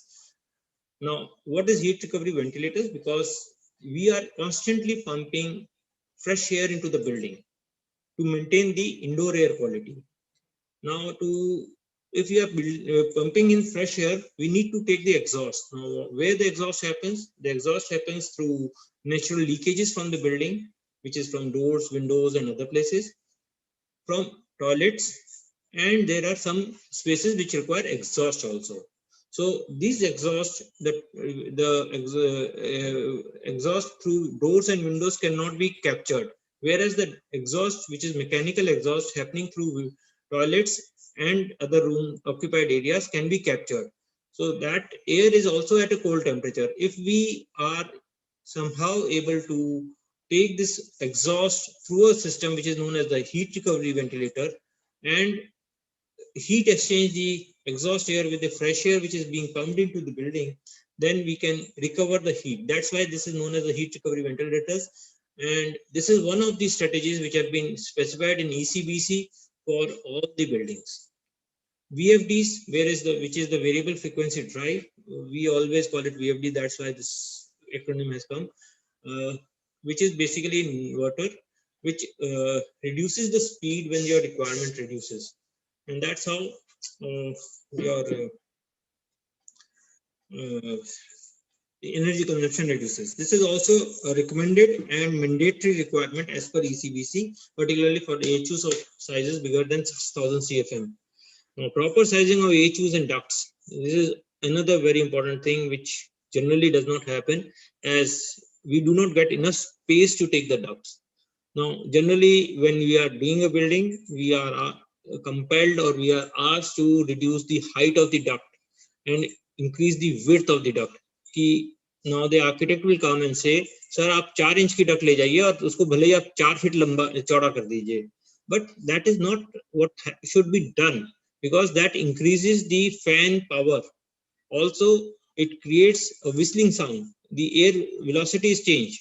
So we should have enough space to take the duct, and the drawing should be done in a proper, the height should be done, and the fall ceiling and the beam should have enough space in between so that the ducts can be taken. And that is why you should always get a consultant on board the moment you start designing a system or a building. Do not go with the perception or marketing. Now, many people just say, no, I want this make, this thing. Why? We haven't done this study. What is the best for our building?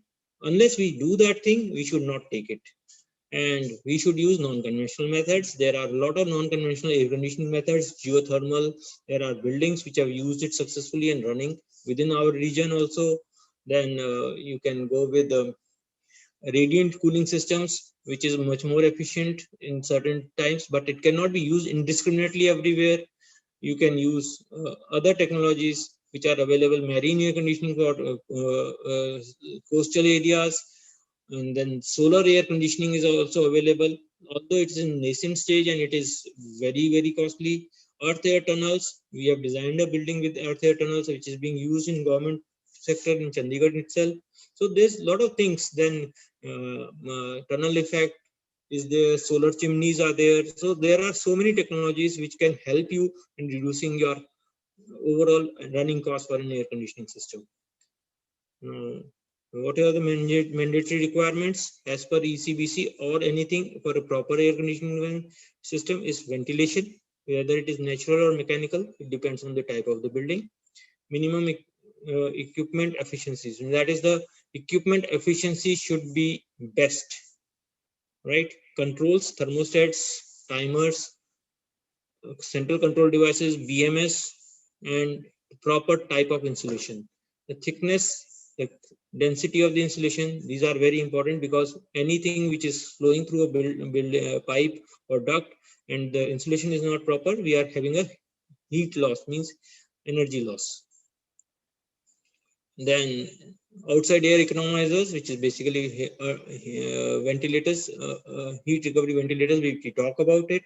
Variable pumping, variable speed drives, which is variable frequency drives, which we are using on pumps and fans, which is mandatory.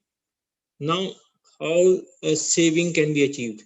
If we actually use all the available systems available today, we can save, if you see from this graph, from 25% to 40%, depending on the area which you are looking at. If you are in a place like Delhi, your savings can be higher because there is a huge variation in the temperature. Whereas if you are in other places like Bangalore, where there is not a huge variation, you save around 25 to 30%. Now, these are the type of machines which I have tried to give. This is the scroll compressor. The scroll compressor has a motion like this, and the gas gets compressed between the lobes which are rotating.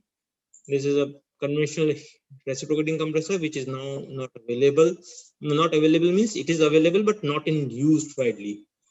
And this is a screw compressor, wherein if you see there are two screw type of thing, screws which are moving, and the gas gets compressed between that. Thank you. Any questions? Welcome.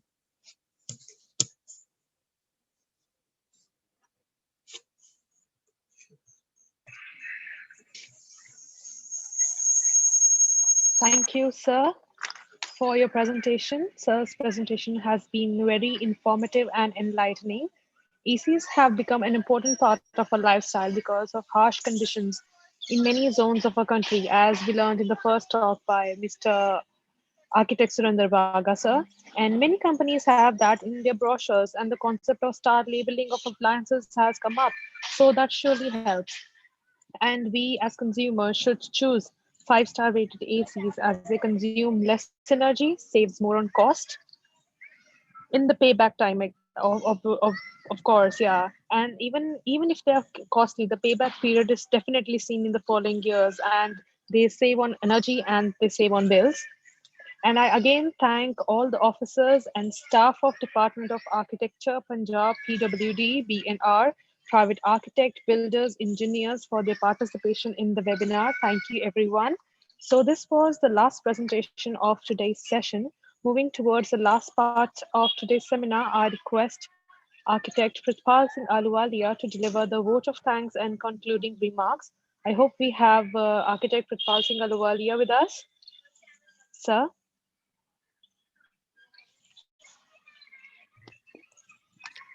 Thank you. So it was very good presentation. I am audible. Hello. Yes, sir. Thank you. Good afternoon, everyone. I would like to congratulate Architect Surinder Baga for promoting and practicing climate responsive architecture Hence, his practice is much appreciated. Personally, I would like to thank him for bringing forward the techniques and the particular climate and the idea to cut down the building carbon footprint. Coming up to Madam Architect Adhikar, thank you for giving us the very quick overview introduction of the different energy conservation measures, materials, techniques referring to the ECBC.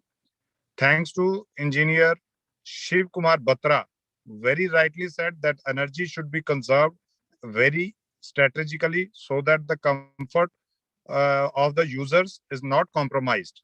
I appreciate the effort for giving better clarity and understanding the required illuminance in the any building.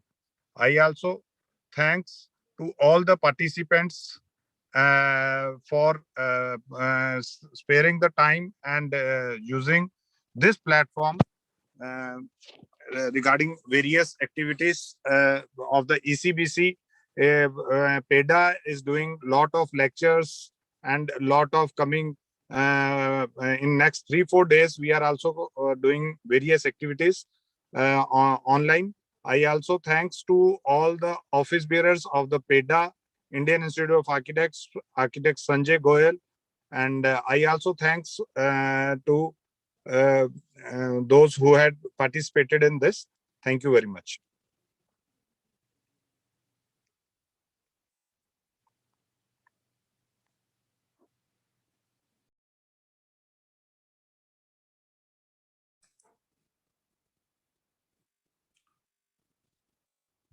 Ramneek.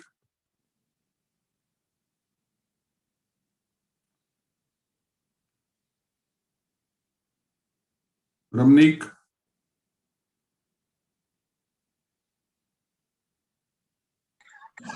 Yes, thank you so much, sir. For any query or any questions, kindly use the chat box. A link has been shared with you all, and write your email with your question and we shall answer all your doubts directly via email with full satisfaction. I request all the audience to also fill the feedback form and submit. I would like to add that the largest improvements in energy conservation in the next 2 decades are projected to take place in China, India, and European Union. In India, implementation of more stringent policies such as PAT scheme and efficiency standards for vehicles are expected to take a substantial contribution. Energy conservation offers benefits at different levels of the economy. At individual level, there is improvement in health observed as a result of improved heating and cooling of buildings and air quality from more efficient transport and power generation and less demand for both. As energy demand and bills are reduced for poor and these households gain the ability to acquire more and better energy services and also free up income to spend on satisfying other critical needs. With this note, we come to end to our today's event. I wish to congratulate again PEDA and BEE for letting us encounter this informative event on energy conservation. I would like to thank all our eminent speakers, our supporters, and our kind audience for being here with us. Lastly, I would like to add that energy efficiency works better if first and second BEE laws are implemented together. First law is buy energy efficient. Second law is be energy efficient. And for any questions, kindly use the chat box. Write your email with the question. We shall answer all your doubts directly. We have put a link in the chat box for any questions. And I really request everyone to fill the feedback form and submit the same. I thank you all the audience present here. Thank you all. Hope you have a remarkable day ahead. Thank you.